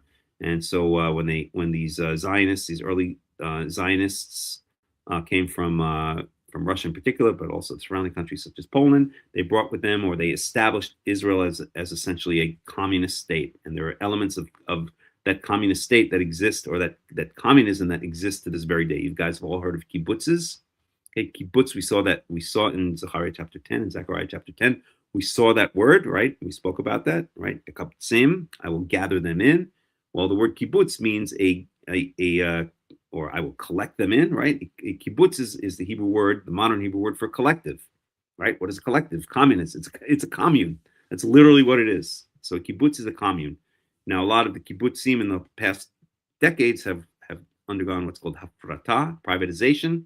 So they don't really, there's still some that still follow the kibbutz model where everything is shared, but most don't in this day and age. They may follow to a certain degree, but most of them are not really technically, or not really 100% kibbutzim anymore. And at any rate, that's in 100% opposition to what we see here in the Torah, where every family owns its own plot of land that can never be taken away from it, not by the state and not by anybody else. And if it is taken away, then if it has to be leased for a while, or quote unquote sold for a while, then the original owner has the right to redeem it. His kin, his nearest of kin, or his near kin have the right to redeem it at any time for any reason. It's his land. And if he can't, then in the Jubilee year, it goes back to him, right? So we see a big difference between the way the Torah empowers people, empowers individuals by making them landowners. If you're an Israelite, in ancient Israel, you were a landowner. That's it. By decree of the Torah, you were a landowner. In modern Israel, you're not a landowner. In the United States, you may be a landowner, but if you don't pay your property taxes, which are ridiculously high, it depends, I guess, where you live. But I know when I was back visiting my family in New York City this past year, I saw the property tax bill, and it was like, I can't remember what it was, some ridiculous amount, some crazy amount. So if you don't pay that property tax, then that could be taken away from you. So you don't really own land in the United States of America. In Israel, you don't own land because the government owns 97% of the land. But in the Torah, if you're an Israelite, you are a landowner permanently. It can never be taken away from you. Isn't that a beautiful system? Okay, but now we're talking about in a walled city. So why is a walled city different? Again, the analogy would be, if we talk about a city like New York or Chicago or LA, it wouldn't make sense, right? You can't take a half of Manhattan and say, okay, this belongs to, I don't know, the Goldstein family, right? Actually, probably does. But I don't know. The Goldsteins are, but they say the Jews own everything, so probably does one way or another. Any rate, right? It doesn't work in a big city. It doesn't make sense, right? So the rules are going to be different in a big city. And when we read the commentaries, I'm sure that Robert Alter will point something like that out. But let's read what it says here. So the rules are different. We read about the rules in the open land. Okay, the land belongs to you. You can never forfeit it. You can always buy it. If you have to sell it, if you have to lease it temporarily or sell it temporarily, you can always buy it back. Your relative can always buy it back. And if you can't, then in the Jubilee year, it goes back to you. But this is not the case in a walled city. So if you sell your house, Beit Moshav, your house, your dwelling place within a city, okay, your dwelling house. Just see one thing. So Robert also translates it literally as a dwelling house. Okay, in a walled city, then as we said, you can redeem it. You have 1 year to buy it back. Okay, which is pretty cool. So you've signed the contract, but you have a year to regret. Right? What do they call that? They have. Oh, I think my cat wants to come in. Shosho, you want to come in? Come, baby. Let's go. What, baby? In or out? What are we doing? Joe? No, you want to stay out? It's nice and warm in the house, so the cats like staying out a bit more. Right. So you have a year to buy it back. I remember watching this movie. If you've never seen it, I highly recommend. It's really a good movie. Glenn Ross with Al Pacino and a couple of other, very, very good actors. And they sell. So Al Pacino sells this crappy Florida property. It's all about these like kind of slimy salesmen, but it's a very, very interesting movie, and the dialogue is brilliant. So he sells some Florida swampland to some guy, and then the guy comes back the next day and he says I want the contract canceled. And he says that if not, I'm going to go to the district attorney because according to the law, I have 3 days to change my mind, right? So that's kind of like a regret, right? A law, I guess the law, I forgot what they call it. There's a specific phrase for it, like, regret laws or something like that. But at any rate, that's the same idea that we're seeing here, okay? So you sold your house. Maybe you had to sell your house. Maybe you're desperate to sell your house. So you have a year to change your mind. You have a year to redeem it, to buy it back. And after that, you can never buy it back. So it's very different from the land in the open areas. And that's what it says here. Okay. So Yamim ad tom shnat mimkaro Yamim ti'eh gulato. So those days, or those are the days of the right of redemption. Those are the days of the right of redemption. That 1 year from the date of sale. Okay.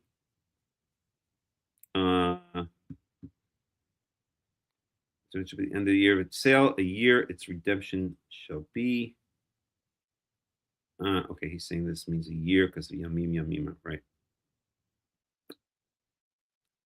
Got it.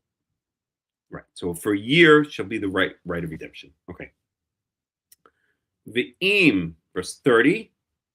I should check in to see if there are any questions or any comments. Okay. So verse 30. Wa'im lo yigael ad milot lo shonat mima. Let's translate up into there. And if it has not been redeemed by the end, or by the fulfillment, by the full amount, ad milot lo, until that full year is fulfilled for him, for the seller. Again, I'm trying to translate word for word, but basically, if I would paraphrase, is if he doesn't buy it back within that one full complete year, till the end of that one complete year, the seller, in other words, v'kama bayit asher ba'ir asher lo choma litzmitut lekoneh oto ledorotav. Then I'm going to paraphrase again, because if I go word for word, it's not going to make sense in the English. Well, let me try to go kind of word for word. But kama bayit asher ba'ir, then the house literally arises, but is established. Asher ba'ir asher lo choma, that house that is in the walled city is established permanently, or it becomes the possession permanently of the one who has purchased it for his generations. Okay, who has purchased it, for his generations, or throughout his generations. Okay. In other words, lo yitzeh b'yovel, and it does not go back to the original owner in the Jubilee year. Right? I think it's pretty clear. And the language is beautiful in the Hebrew. It's just so hard to translate these beautiful words. Okay, kama bayit asher ba'ir, literally, Hakham means to arise, okay, to rise up, but I can't even think of a word in English that'll do justice. So all I can do is paraphrase. But basically, we see the idea here that if that person doesn't buy it back within the year, then it becomes the possession of. If the seller doesn't buy it back within one complete year, within 1 year exactly, then it becomes the permanent possession of the purchaser, of the buyer, for his descendants, for him and his descendants, the Dorotav throughout his generations. And it does not go back to the seller, to the original seller in the Jubilee year, right? So in other words, in these big cities, in these walled cities, big cities, they weren't big cities by modern standards. The size of Jerusalem, I think. Oh boy, I guess they're different. There are different depending on who you ask.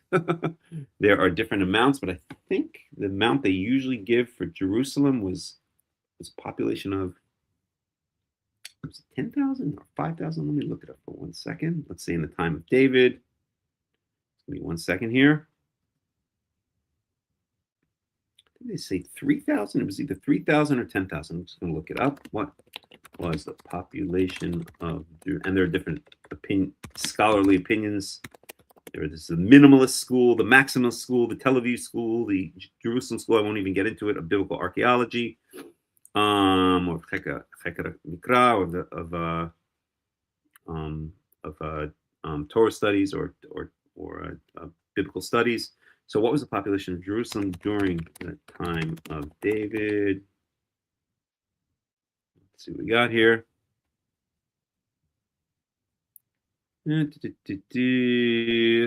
Population around. So again, they're saying here 1,000 to 2,000. It's a study published in Biblical Archaeology Society, which is pretty reliable. At any rate,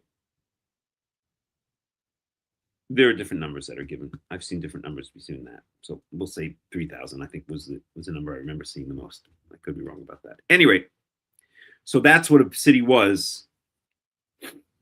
That's what a walled city was in those days. It had a couple of thousand people, right? We're not talking about,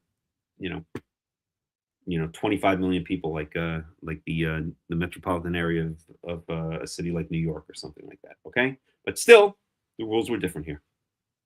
Okay, let's see if we can get a little commentary. So what do we got? We just translate. Our translation, I think, was pretty decent. And the house in the town that has a wall shall pass over irreversibly to its buyer.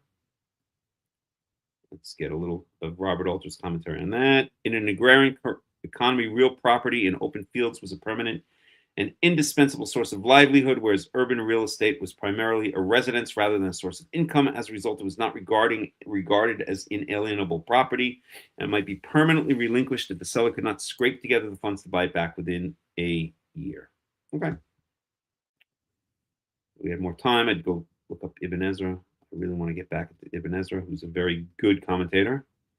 Okay.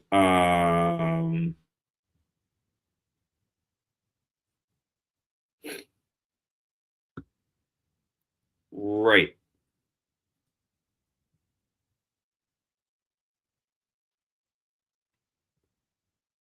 Okay, so just one thing for myself here.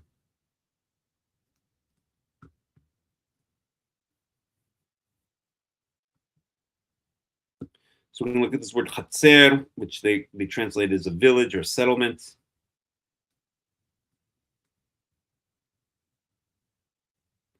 I just want to see one thing for myself. Okay. Just 1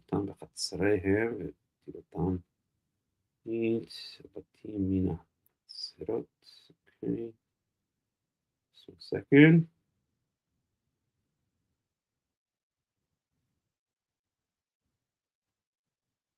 One second here.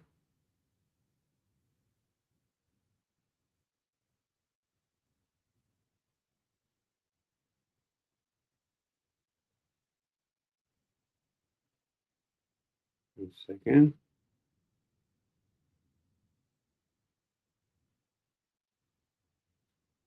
Okay. Just want to see for myself what the BDB had to say about this word as it relates to what it's usually understood as, which is the unwalled cities. So, Batei Chatzerim, in the villages, so houses in the villages, Sher En Lahem Homa, Saviv, Al Sde Haaretz Yet Hashev. So houses in the villages that don't have a wall around them, are have the same, are to be reckoned as if they are in the open field. In other words, what the Torah is saying here in verse 31 is, if we're in a smaller town, we can't even call it a city. So the major cities in ancient times, any major city, any important city, any large city would have had a wall around it. There are many cities to this day that still have walls around them. Jerusalem is one of them. If you visit Jerusalem, I hope you all will. If you haven't already, you will see that there is a wall around Jerusalem. Now, that wall was built by the Turks, the same Turks that we mentioned. It was built by Suleiman the Great in the mid 1500s, and that is the wall that you will see if you visit Jerusalem. However, there have been other parts of earlier walls around Jerusalem that have been excavated. And if you ever come to Jerusalem, I would love to show you around and show you some of these ancient walls. There's some amazing ones, for instance, in the Jewish quarter of the Old City of Jerusalem. The Old City of Jerusalem refers to the part of Jerusalem that is within the current walls. In other words, the walls that were built by the Turks, the Ottomans in the 1500s. And the Old City of Jerusalem is divided into 4 quarters. The Jewish quarter, the Muslim quarter, the Christian quarter. And does anybody know what the 4th quarter is? Let's see how good you guys are. Anybody know the 4th quarter of the Old City of Jerusalem? The Jewish quarter, the Muslim quarter, the Christian quarter, and anybody? Going once, going twice, type it in if you know. The Armenian quarter. There's a very small quarter right near the Jewish quarter called the Armenian quarter. And this comes from Armenians that fled the Armenian genocide carried out by the Turks. So the Turks were in possession of Israel during the quote-unquote Armenian genocide, and Armenia was part of, or should I say, Jerusalem was part of the Ottoman Empire, and so the Armenians fled. Some Armenians fled to Jerusalem and set up a small quarter in the Old City of Jerusalem. It's known to this day as the Armenian quarter. Unfortunately, Armenians tend to not be very friendly towards the Jewish cause. They tend to side more with the Arabs, with the Muslims, in our ongoing conflicts with the Arabs in this area. Okay, neither here nor there. What was I going to say? Yes, I'm sorry. I was talking about some of the older walls, so I'll just give 2 examples. So in the Jewish quarter of the Old City of Jerusalem, there's something called the Broad Wall, or Hezekiah's Wall. If we had time, a little bit more time today, I wanted to go through something called the King Hezekiah Bulla, which was a stamp from the time of King Hezekiah. Oh, shoot. I gotta do something to go take care of something before I forget. Guys, I'm going to have to be back in just a second. I'm sorry, but let me just give me a minute or 2 just to come back. Okay, I'll just leave this on the screen and I will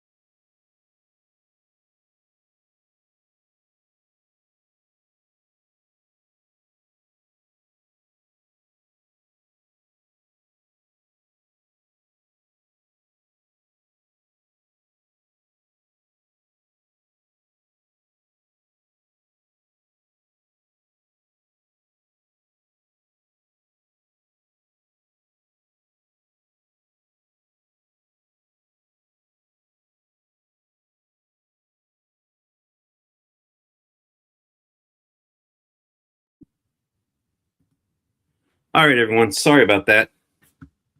Had a little bit of a interesting little mini crisis here. Let me get rid of these banners. I'm really sorry. So let me tell you guys what happened, because it's actually kind of interesting. So let's take a trip over to Leviticus chapter 11.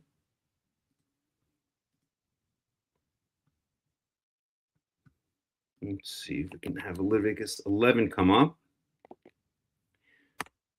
And I will tell you exactly what was going on.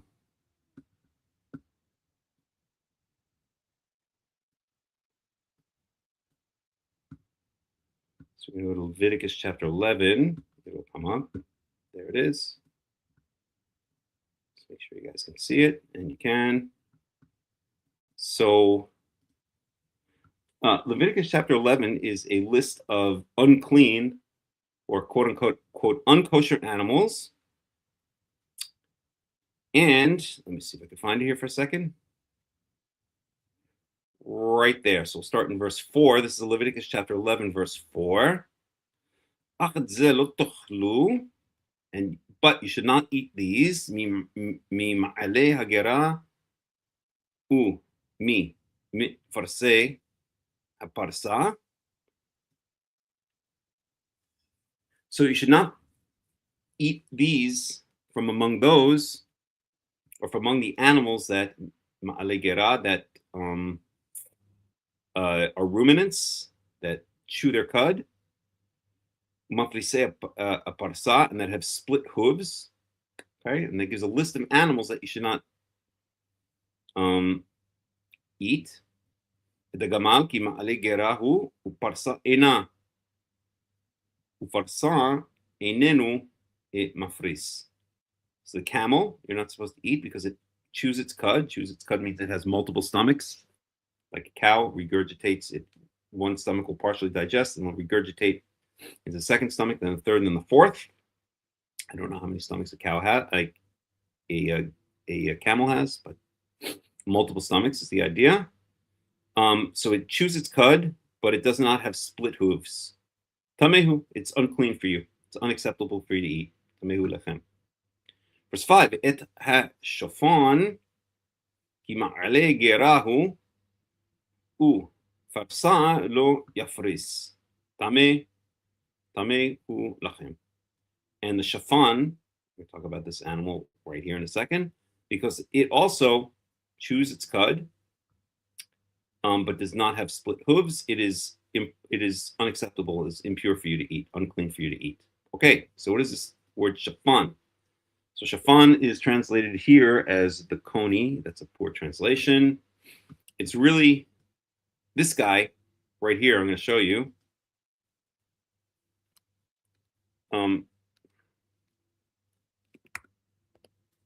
It's an animal called the hyrax. These guys right here. Can you see them? So they're all over the Golan Heights.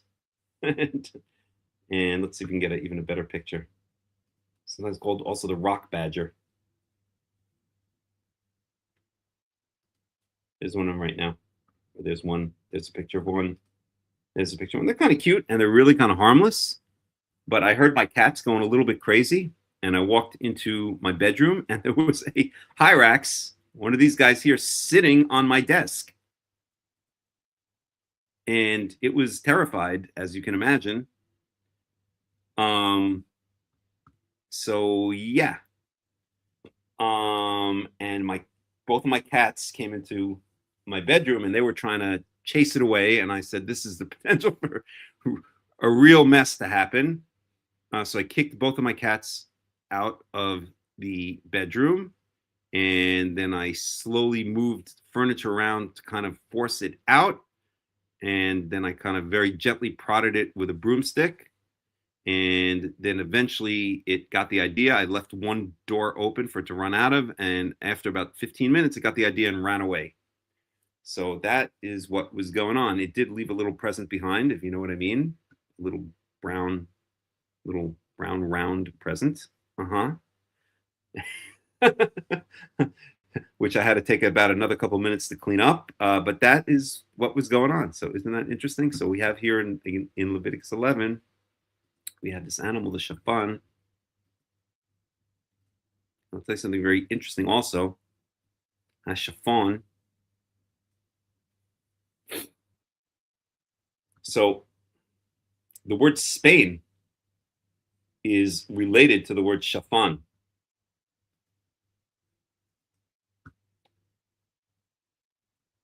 As an aside, and it's very interesting. So the word Spain comes from the word Hispania. Anyone who speaks Spanish is familiar with that word, Hispanic, right?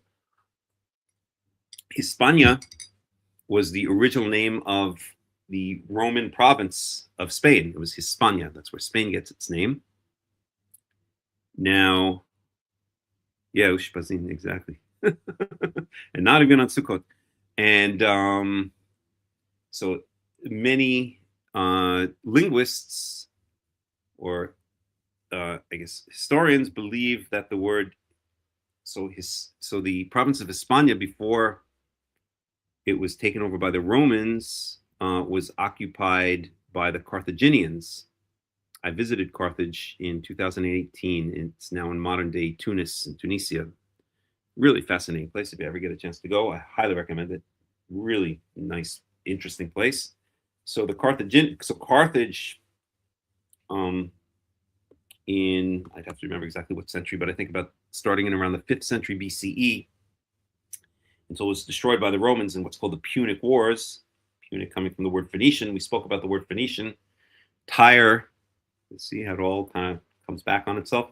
Tyre, which we saw in Zechariah chapter 10, was one of the 3 main Phoenician cities, and Phoenician is related to the word Punic. Carthage was it was a satellite. It was a colony of Tyre. My knowledge may be a little bit rusty, but it's been already 8 years since I've been there. But hard to believe, but this is the best of my recollection. So Carthage was a colony of Tyre, the Phoenician city, and the word Phoenician in Latin is something like Punicus or something like that. Phoenician, Punicus, right? And so the Punic Wars were 3 wars that the Romans fought with the Carthaginians. Carthage was the major power at the time before the Romans rose to prominence, and essentially the Romans won all 3 wars.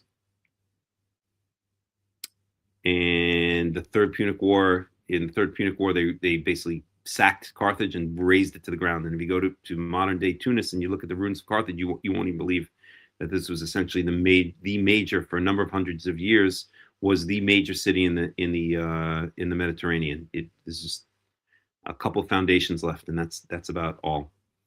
And of course, maybe you guys have heard of Hannibal.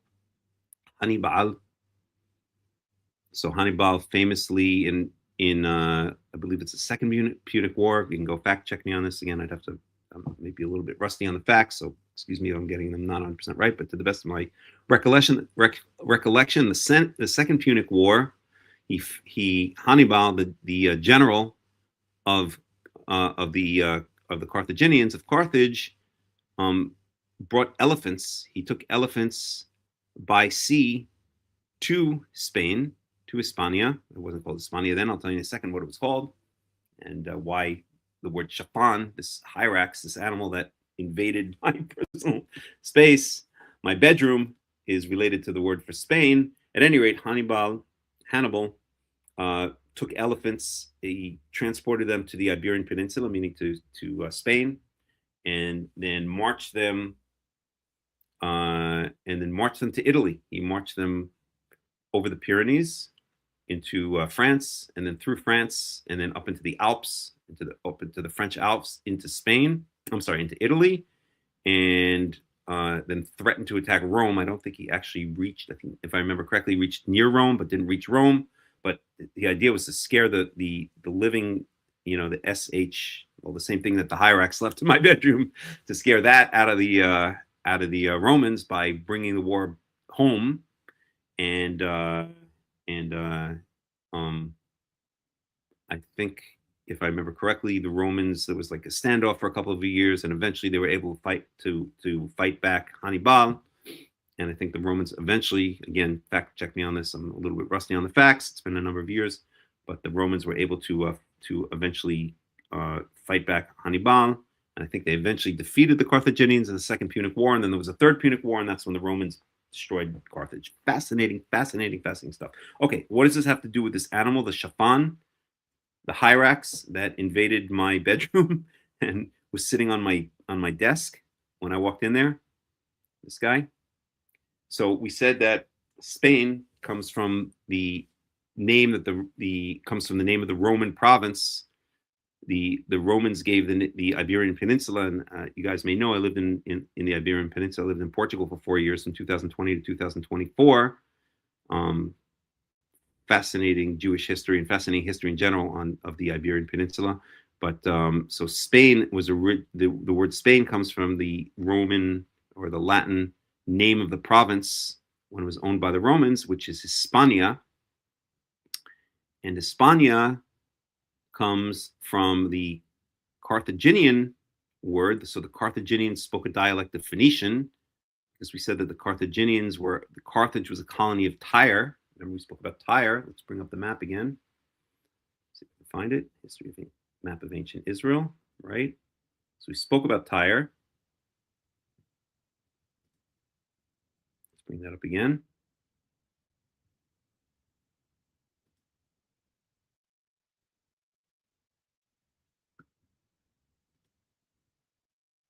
Okay.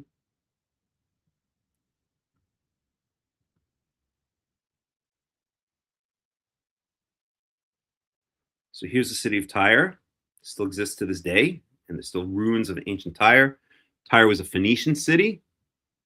We also mentioned that Tyre, in earlier times, King Hiram of Tyre was allied with Solomon and David, and he provided the cedar wood from the cedars of Lebanon. Right? If you look at the flag of Lebanon to this day, you'll see it has it's on its flag is the picture of a cedar. That's the cedar of Lebanon. So Hiram, who was allied with David and Solomon, although it might have been two different Hirams, it might have been his son with Solomon. At any rate, shipped the wood that he had chopped from the mountains of Lebanon. These are the mountains of Lebanon here. Shipped them down to Jaffa, and then it was brought up to Jerusalem. This is spoken about explicitly in first book of Kings and the second book of Chronicles. So this same Tyre launched this colony. Let's bring up Google Maps. If I remember correctly, in the 8th century BCE. Right, so look at this. This is what is left of Carthage, which was the leading city in the Mediterranean for hundreds of years. That's it. I remember visiting this exact site. That's it. That's all that's left of the city, and a couple of other artifacts here and there. At any rate, let's go to maps.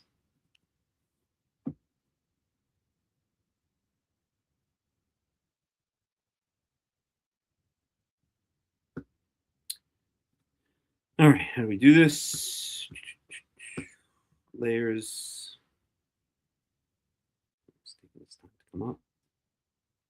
So we want terrain, traffic. There we go. Okay. So that's Carthage. Let's zoom out a little bit.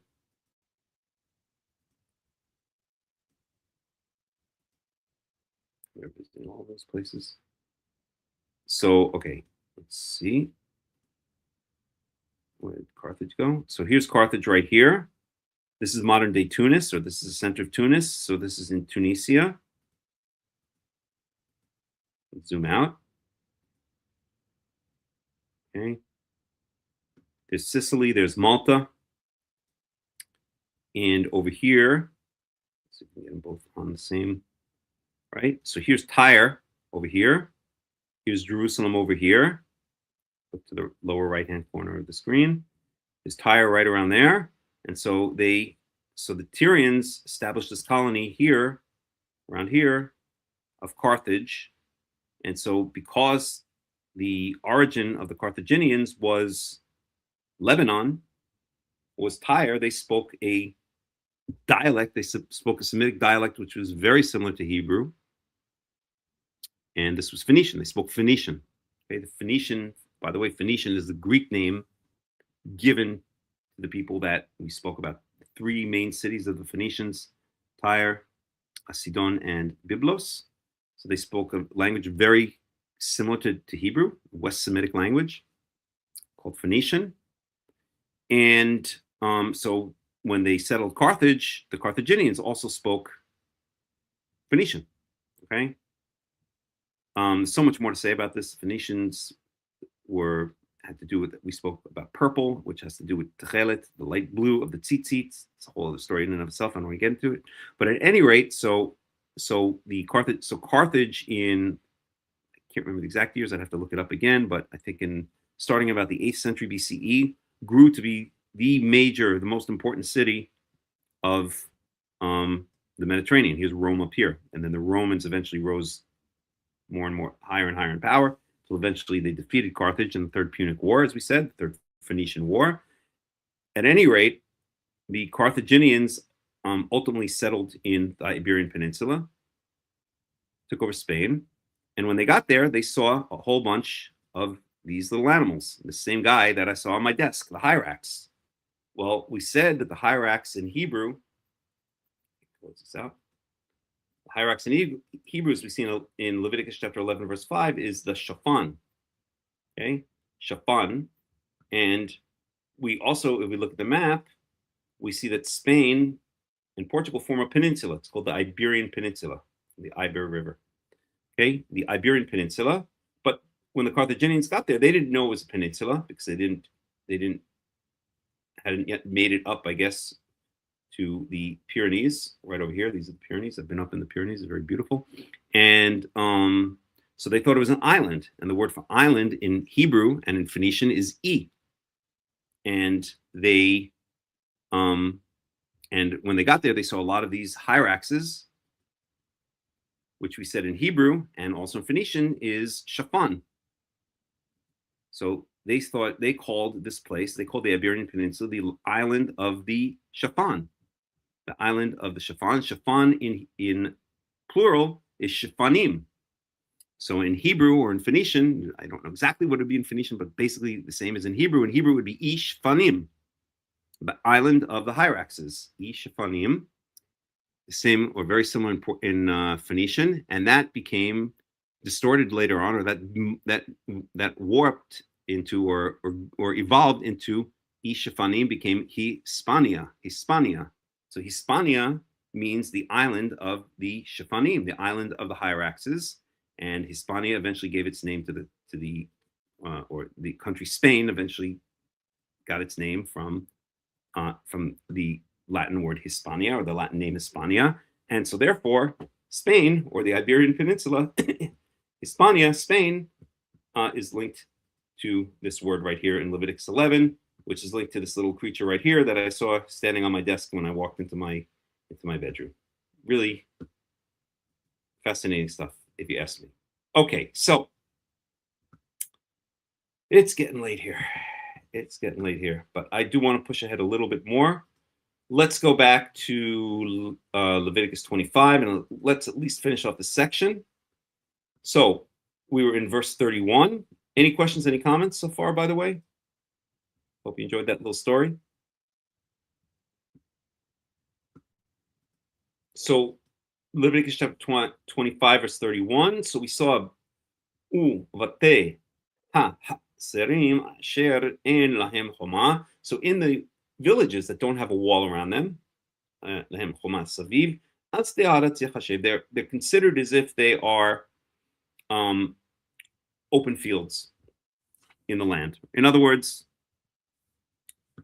well, it'll say exactly what. In other words, Gi'ula ti'yeh lo bayovel yitzeh. Okay, so there's a right of redemption, not just for the year. Remember, we said that any property that's in a walled city, the seller has 1 year to redeem it, to buy it back. But if it's not in a walled city, if it's in a small village, then it's as if then has the same law as we saw earlier for land inheritance, right? For basically farmland. Okay, so Gi'ulat Elo, so it has the right of redemption at any time, either by the person himself or by his next of kin or by his near of kin. And in the Jubilee year, in the ram's horn year, it goes out. In other words, it goes back to the owner. So we have three. To sum up what we're seeing here, in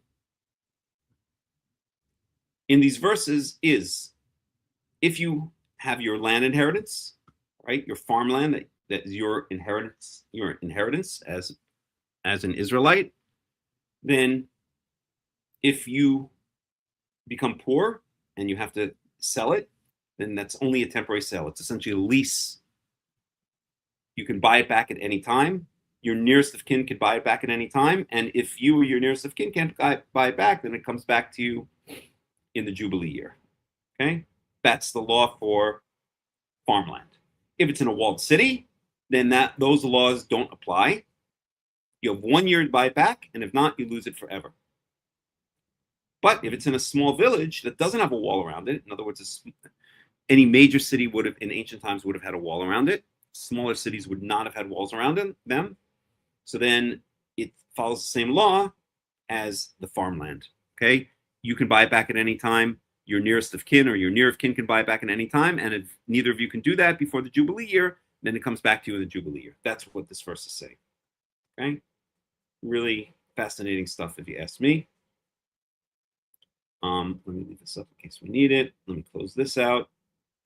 Get rid of Mr. Hyrax. And maybe we should get a little Robert Alter on this. We already read that.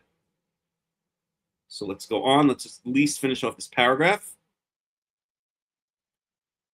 Okay. We are halewiim, bate are chuzatam, giulat olam ti'eh lalewiim. So what's going on here? So there is an exception to this rule in the cities. So the cities of the Levites, the houses in the cities of their inheritance, they have an eternal right. Ti'eh lalevim. The Levites have an eternal right of redemption. Okay, so why is this exception given to the Levites? The Levites don't have a land inheritance. We haven't gotten to it yet, but we're going to see explicitly that the Levites, they are not given land. If you look at the divisions of the 12 tribes of Israel, and people get very confused about the 12 tribes, okay? So divisions or land inheritance of the 12 tribes of Israel.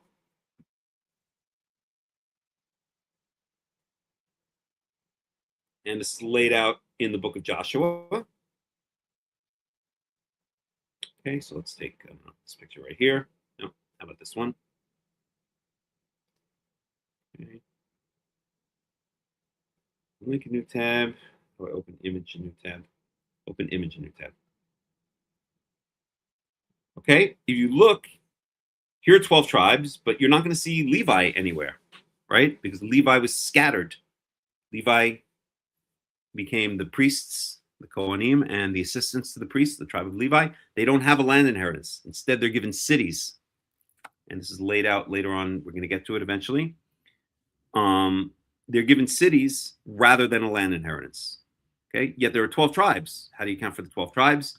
Well, Manasseh and Ephraim become two tribes in and of themselves. We saw this at the end of Genesis, where Jacob, on his deathbed, lays his hand on the heads of Ephraim and Manasseh, and tells Joseph that they shall be to me as, I think it says Reuven and Shimon. It shall be like sons. In other words, they're going to be tribes just like my other sons. So Joseph basically is split up into two tribes. He gets a double inheritance sign, another sign that Jacob saw him as the firstborn, because the firstborn gets a double inheritance. And this is why we still have the number when the count is, it depends on which count you're talking about. When we talk about the land inheritance, there are 12 tribes, but there's no Levi. There's just two. Joseph is just doubled to Ephraim and Manasseh. Okay, so Levi is different. Because Levi doesn't have a land inheritance, the only thing they have are what's called the Levitical cities. And therefore, that's their only possession in the land of Israel. They have these cities that are given to them, 6 cities.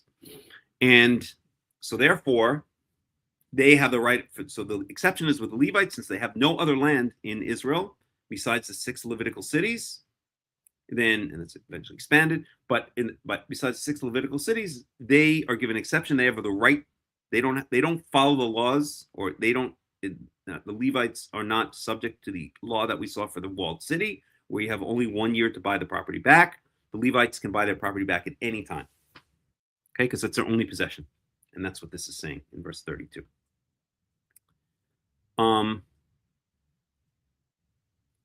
And does Robert alter? I'm surprised he doesn't have a comment on that.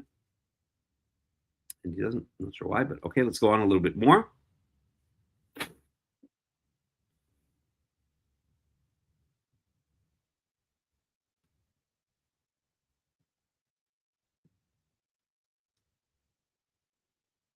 Okay, verse 33.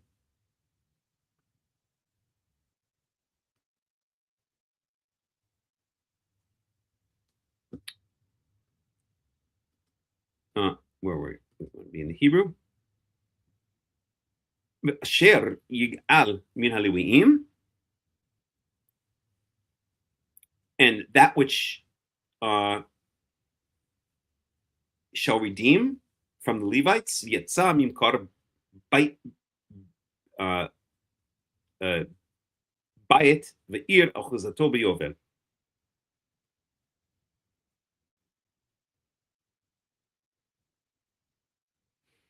So we gotta try to get a good translation of this since Robert alters. And what is redeemed of the Levites, the sale of house and the town of his holding shall be released in the Jubilee.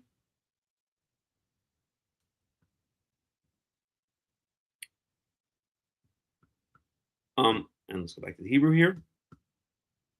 Ki batei arei haleviim hi achuzatam betoch bnei Yisrael. So why is this the case? Because the houses of the cities of the Levites, the houses of the Levitical cities, achuzatam,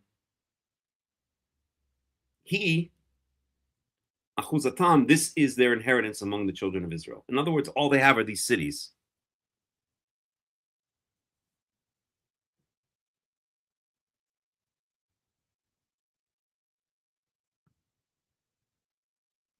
Okay, just what we said. This is just kind of reiterating that. I just want to see one thing here. It's kind of awkward in the Hebrew, so I just want to see how different translators are dealing with it. Okay. Verse 34. Uste migrash arehem lo yemaker. Ki ahuzat olam hu lahem. And the fields, the fields of the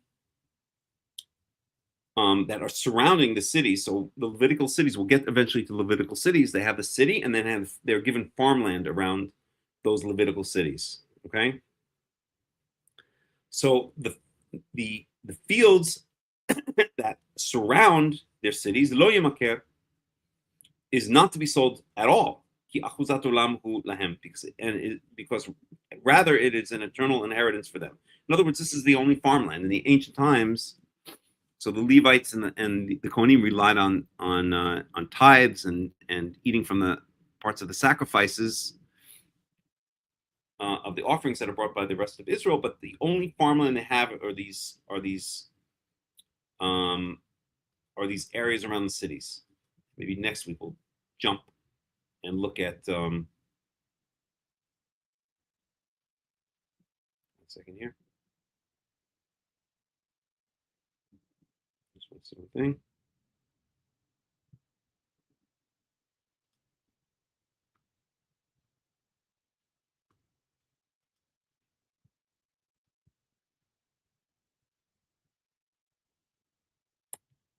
Right. So these open areas, these fields that surround the cities, that's the only farmland they have, and so that it's never to be sold. Okay, it cannot be sold at all. Because it is their eternal possession or their eternal inheritance for them. Okay, I think that's as far as we're going to get today. See if there's any commentary. No. So I think we're going to end here. It's been a long study, but it's been a good one. Any questions, any comments before we end it for today? Any questions or any comments? If not, then I am going to wish you all a Shabbat Shalom and a Shavua Tov wherever you happen to be in the world. Hope you enjoyed the study. And I've been posting on both YouTube channels and other places. I've been posting a lot of short form videos, shorts they call them, like 3-minute videos. I've gone with a good friend of mine named Ellie. We've visited a bunch of places and we've done some short form videos.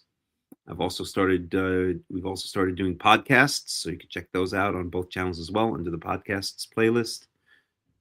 And yeah, that's about all I got for today. So thank you for joining us here. Hope you enjoyed the study. Sorry for the interruptions, but don't blame me, blame the Hyrax. And we'll go out with some music as always. So I wish you all Shabbat Shalom and a Shavua Tov and a good week. Peaceful Shabbat and a good week.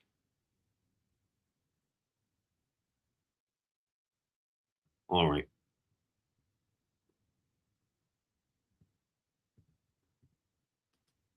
Get some music up.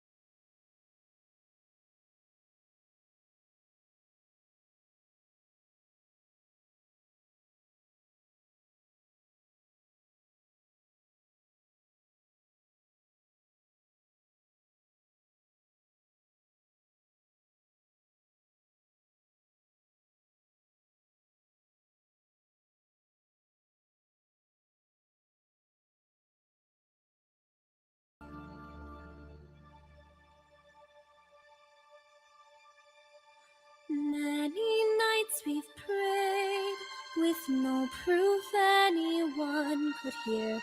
In our hearts a hopeful song we barely understood.